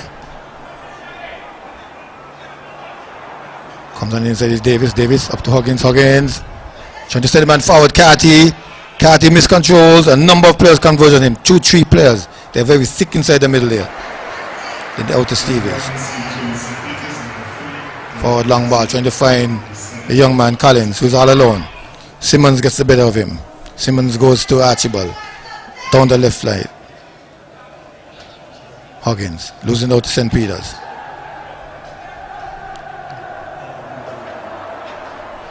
Huggins getting it back. Speeding across the field. Finds Duncan. Lewis out to Malik, who's been overlapping. Into Lewis again. Slides him forward. Poor pass this time. Number of players go to the ground. Clearance. Not very far. Moving. Trying a left-footed shot. Was totally off balance. Was being muscled off the ball, but still pulled off the shot. It was remarkable he was able to use his strength and get a good shot off. If he maybe had taken 1-2 steps more, he would have gotten a more balanced shot off, but he was also being surrounded by at least 2 defenders, and St. Peter's has not given much space. And they're getting frustrated. We can see them getting frustrated now. Simmons muscling the man off the ball. Huggins recovering. Speeds forward. Being pushed off the ball. Whistle doesn't go.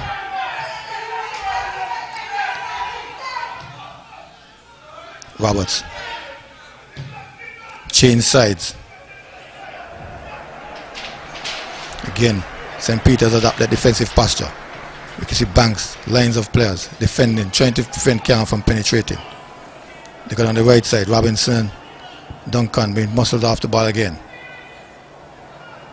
Robinson picks it up, tries a shot at goal, gobbles it up easily indeed. That was Duncan. Duncan tries a shot, sorry. Yeah, St. Peter's using their strength to good effect, catching a number of the Cairn attackers off guard, and is seemingly unsettled some of them. Here comes Huggins, being chased. And this time the whistle goes as Huggins goes to the ground.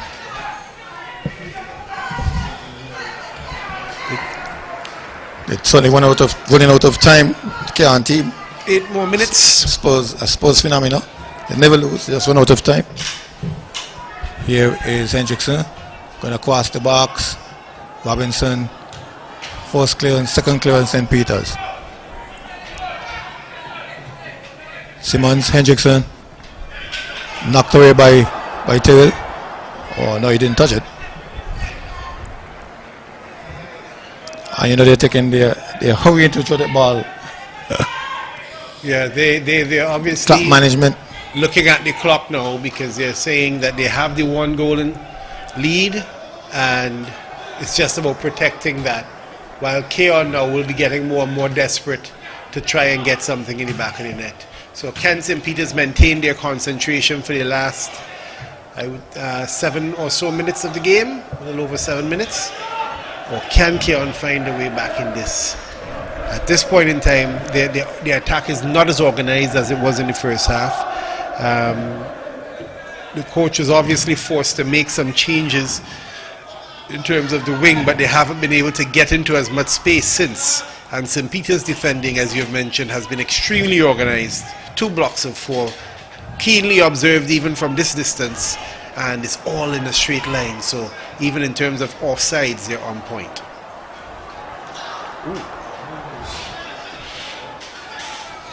How? That was, I was about to say that the challenge by Stevens there was not a very good one, and Ward seems to be allowing a bit more body in this, but as you said, Lewis has some space. He goes to the left side, finds Robinson. Robinson has some difficulty controlling, trying to get around the man. 2 players converge on him. They always send 2-3 players in a situation like that. James goes upfield, trying to find the young man, Collins. Loses out to Archibald. Here they come again, Cairn. Sustained pressure and nothing to show for it. Hendrickson. Warrington intercepting. Hendrickson. Duncan picks up the loose ball. Chips it forward. Warrington intercepting. Warrington going to the ground. Picked up by Roberts. Whistle goes. Roberts goes down.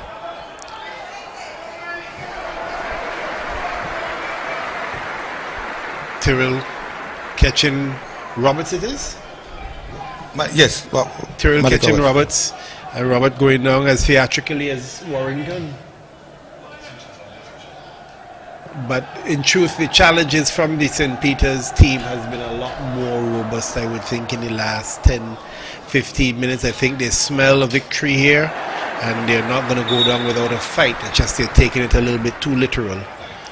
But they're not seeing the scoreboard, but I know they can tell that it's in the dire moments. Yes. And I'm sure they would have asked, the captain probably would have asked a question or 2. as the coaches now look like they're going to bring an extra defensive player even for the last 10 minutes. Here comes the players. Can shot on goal, blocked away. Foul on Archibald. St. Peter's gets a reprieve from the sustained pressure. They get a chance to clear the lines with a free kick.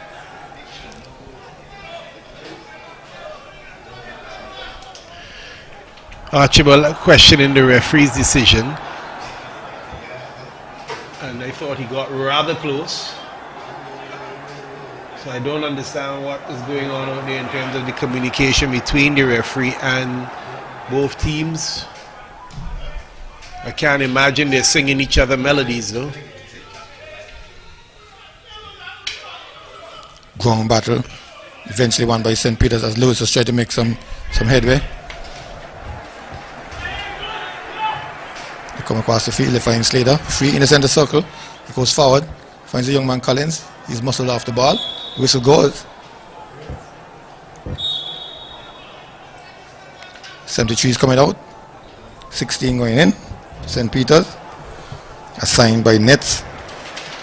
That he's closing up shop. Shut up shop. And putting the latch on the door.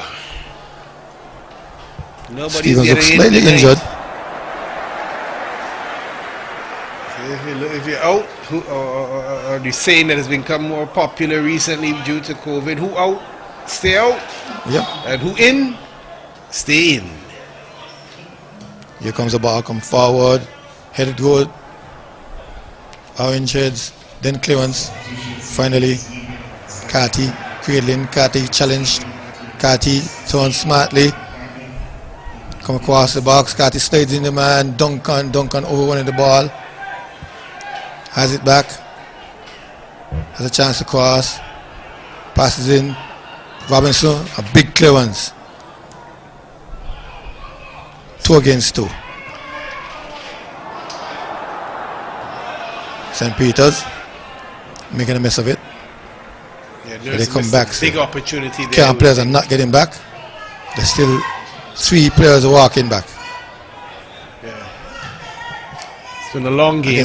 I guess they're just hoping that the defense will win the ball and put them back into play. Yeah. Well, which is what happened just now. Simmons Unlike wins the St. ball Peter's now, who all their players are getting back and getting forward as required. and gives away the ball. Keon. St. Peter's clearly enjoying the last minutes of this match. 2 more minutes to go, just under 2 minutes, plus extra time. And they would feel pretty good that they would, if they do come away with this result.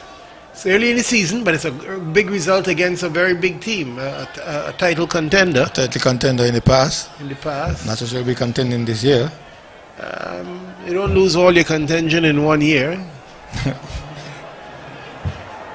In fact, it hasn't been a year, it has been a few months between the 2 seasons. If you lost a source of 27 goals, you gotta find a way to make up for it.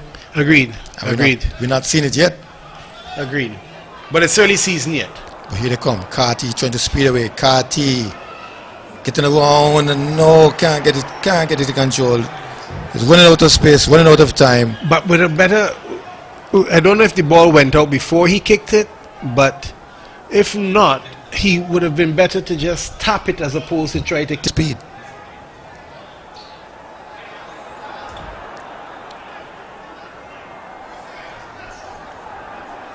St. Peter's finding methods to count down the seconds, and Harris is going to take what could possibly be one of the final goal kicks for the night. He finds ball goes clear out on the left hand side. There can be some more goal kicks because I think there might be about a few minutes left in terms of injury time. Lewis going to the left side, knocked down. Huggins picks it back up. Huggins loses it out, but Archibald cleans up. Archibald slides it in. Heads, green heads. The player is down.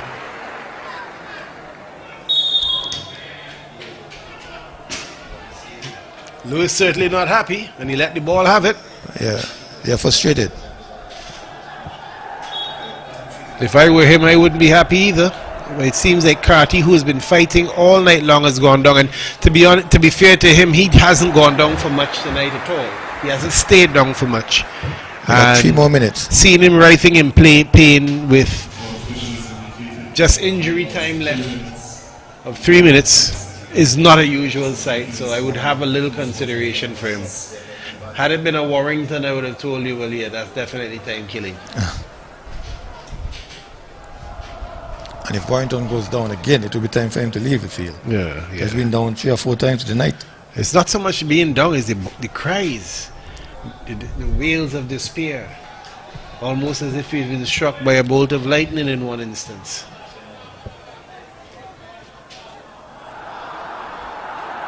But he's still there, so kudos to him. Okay, I should think about a substitution because I don't think they give injury time and injury time.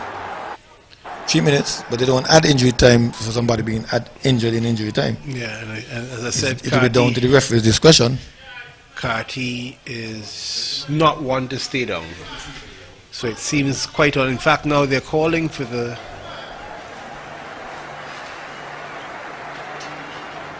stretcher, and Carty is not going to be leaving the field on his feet, which is never a good sign for a player. Never a good sign. And the players there on the field are indicating that he's not moving much in terms of making an effort to get up. Yeah, it's going to require the full team this time. It's not often you see this. Hopefully it's nothing too serious beyond him coming off the field. Because he was one of the more entertaining players to watch tonight. And he fought every inch of the way.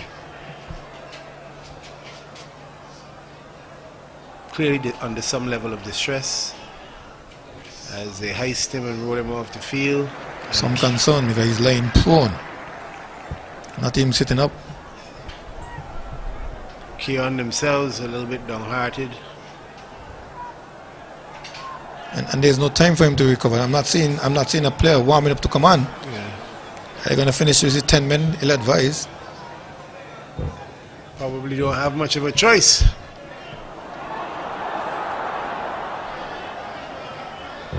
Even bring on the defender and push another player forward.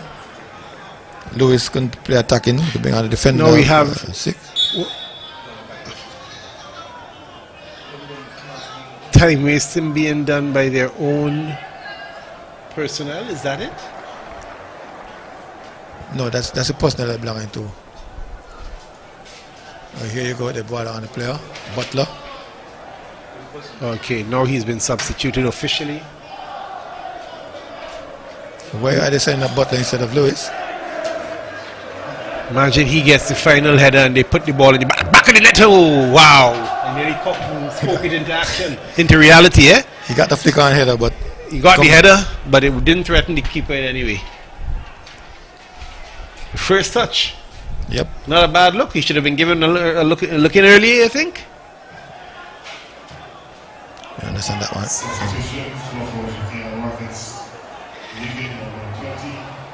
Here comes David sliding Peter's into the now box. trying to put the finishing touch on this. Archibald comes out and Clark comes out and tackles well. Archibald was trying to prevent the ball from going in. Distributed well. Now they're trying a long ball forward. UB is there. UB clears upfield. And in fact, it was touched by a player.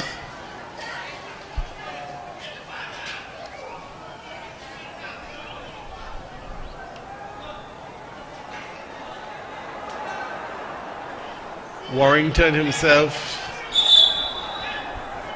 trying to steal some yards. All the time wasting tactics. Now they throw it deep. Is it a foul throw? Time wasting, just plain time wasting. Well, everything now is down to the discretion of the referee, so it doesn't make any sense doing that. Lewis picks it off. Davis tries to find Lewis. Interception by St. Peter's. Warrington knocks it away. Last sense of urgency. Everybody trying to get into the box. Flicked on by Butler. Knocked away by St. Peter's for a corner.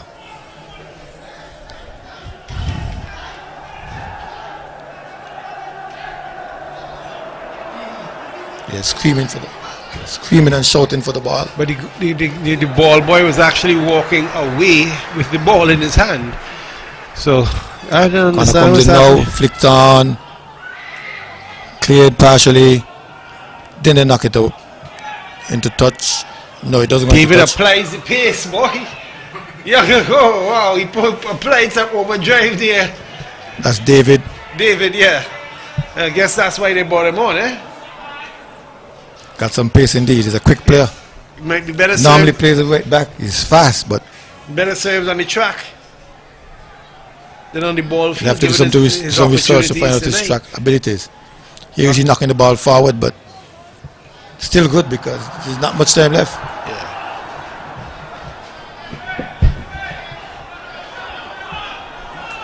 Injury time. I think we're deep into injury time, maybe injury time of injury time. And there goes the final whistle.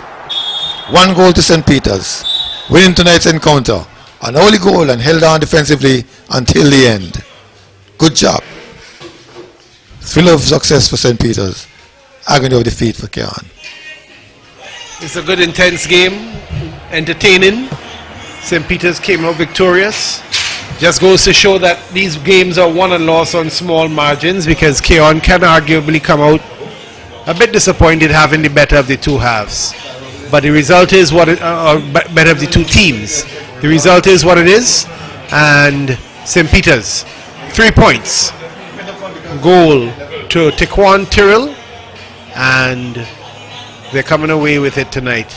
Smiles on their faces. Keon have to rebuild and come again. So we are signing off here from the commentary team of the game versus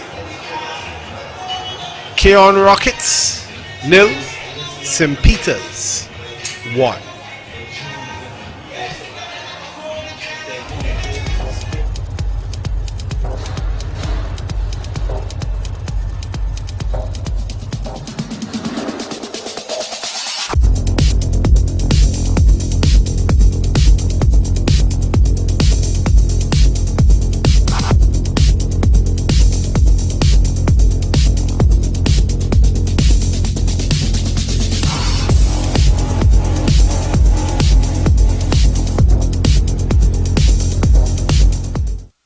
The SKN Newsline website now offers you more news. Log on to www.sknnewsline.com for local, regional, and international news. You can also watch the latest newscast and keep abreast with news in sports, all from sknnewsline.com. That's www.sknnewsline.com. News at your fingertips. For 2021, Smart Electronics is giving you the best deals you can ever imagine. From January 1st until April 30th, you will get the best deals in the entire federation. Plus, that's not all. Get extra special deals on Valentine's Day on all items store-wide, such as cell phones, 85 inches smart TVs, laptops, washing machines, refrigerators, AC units, small appliances, and much more. Visit us. We're located at Port Zante, opposite the food court, or call us at 466-4271. This promotion is valid until April 30th. Terms and conditions apply.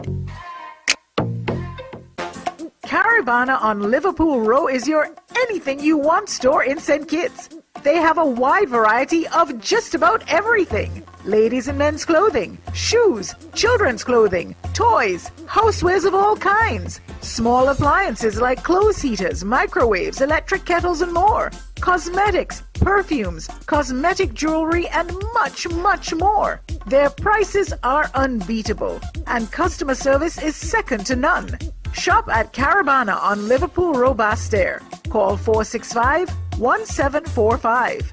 At Caravana, find value supplies at great prices. It's the new and improved SKN Newsline Android mobile app. With the SKN Newsline app, you can watch your news reports, the SKN Newsline newscast, sports, special features, and so much more. You can also send us a WhatsApp or call us directly. Go in the Google Play Store, search SKN Newsline, and download the app today. The SKN Newsline mobile app. News on the go.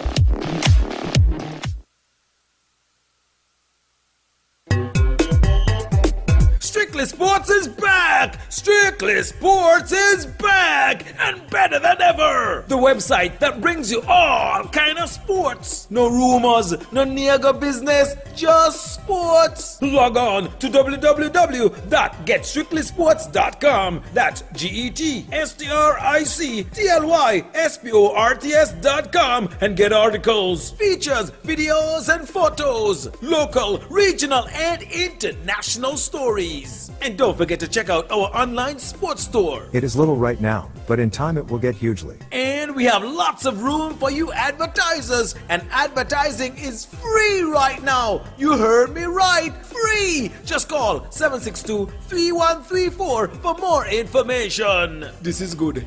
This is good. If I miss the game, all I got to do is log on and everything right there. Strictly Sports is back.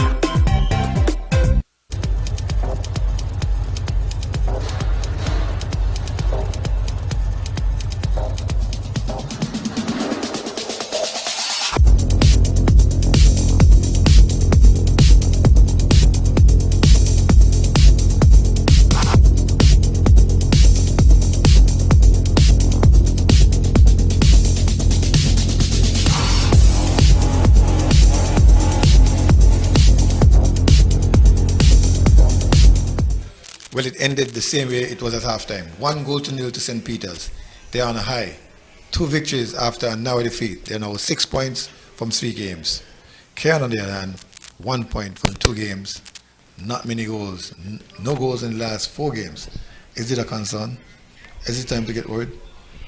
Well, it must be a concern for Cairn Rackets. I said they haven't scored in the last 4 games, and we are under the loss. Vince Nelson, who alone was responsible for about 30 goals last season. So replacing that would have always been difficult, and they've shown that they have done that. And so they definitely would need to find a way to put the ball in the back of the net, else they will struggle a lot this season. Well, and it was a very good defensive performance from St. Peter's, who held out for entire 45 minutes with banks of defensive players. The Cairn team will now have to learn how to play against defensive units. Yeah, and even with a goal scoring force, you would always find it difficult to break down teams like that, and without a real focal point up front. They did struggle this evening, and would continue to struggle if other teams set up like that when they face them. Oh yes, and the lone goal came from the man Taekwondo, and they too ran some counter-attacks in the second half. So it was a matter of defending and then doing counter-attacks. Yes, and they look good. Lyndon David on the right hand side for them. He normally plays further back in defense, Correct.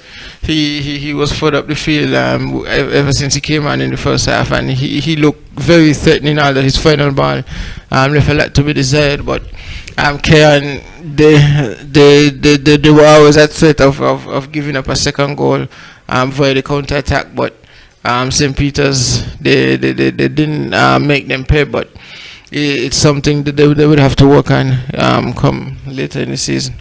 A strange looking table with Sadler's leading, St. Peter's probably in second by now. St. Paul's only played 2 games, they won both of them, so they're on 6 points. But it's 7 to Sadler's, 7 to St. Peter's. Sorry, 6 to St. Peter's. Sadler's are the lone leaders of the league so far. Yeah, Sadler's they started the Premier Division season in red hot form, and we have yet to see 2 of the well, you could say 3, because Tristan Hanley, he played the first game and we haven't seen him since. Junique Eddie, we have yet to see him for this season. Has he recovered fully? Well, he's back. He was on the bench last night. He's back. That's a good sign. Yes, and Carl Truitt, we're yet to see him for suit up for Sadlers. So they are much improved. They have a lot more depth than they did last season. And the way they started this season, they look very threatening for a spot in the Super 6. Tell us a little more about Carl Truitt. Carl Truitt is a player who played for Village, Yes. but hails from Mantab and Yeah, tap. gone back to Settlers. Yes. well, he got to Saddlers now. This is Back to Settlers. first time for him playing for Saddlers. He was always between Mantab and Village. So now he's with Saddlers. Well, you're seeing a very typical play from Keon, dominating possession, getting up into your attacking third, but going through a big goal drought. St. Peter's, on the other hand, looking ominous. They've found a form, they've found a system that works for them, and if they ever score, you're going to have hells against that back line that doesn't really move. Yes, and you would necessarily call them a defensive team, but they're very solid in defense. They're very hard to break down. They give you 2 banks of 4. A lot of the time, sometimes 5. A bank of 5 and a bank of 4. So they're very difficult to break down. They're very difficult to find space in between them, and they're very disciplined in the way they defend. So teams will struggle against them, especially when if they get an early goal and wouldn't have to be too adventurous. Well, it's still early goings, and we, as pundits, we wouldn't even dare to call the top 6 when it's about match number 12 out of 131 matches or so, and so we wouldn't go there. But just to tease my fellow commentator a bit, who would you give man of the match tonight? Easy call? Yes, for me it's an easy call. Taekwondo Tyrrell. He got the goal, and he was very influential in the midfield for St. Peter. So for me, I would. Well, that's good practice for us here, because normally we are saddled with the task of selecting a man of the match, and this is just unofficial. He won't get any $500 from us for sure, not even $5. And so Taekwondo Tyrrell had a good night tonight. St. Peter's had a good night, and they're going up to the Bronx, as they would say, enjoying their hard work that they did during the week. Matches will continue next week, Friday, Saturday, and Sunday. Some teams will go into their 3rd round, some teams will go into their 4th round. There are no midweek matches this week. Based on the schedule, they're going to alternate them. They'll slip in some to ensure that the fixtures get completed. But I'm sure next week will be some very good matchups for you. Any last words? Well, just come back next week for some exciting football action. We all know you all want to be here, but you can still be here spiritually. Well, we are the lucky ones getting to see the live action, and we do enjoy bringing the broadcast to you to tell you exactly what happened. Tonight, in tonight's game, is 0-0 between Connery and Bath United, and then a 1-0 victory for St. Peter's over Keon. So until next week, we bid you good night.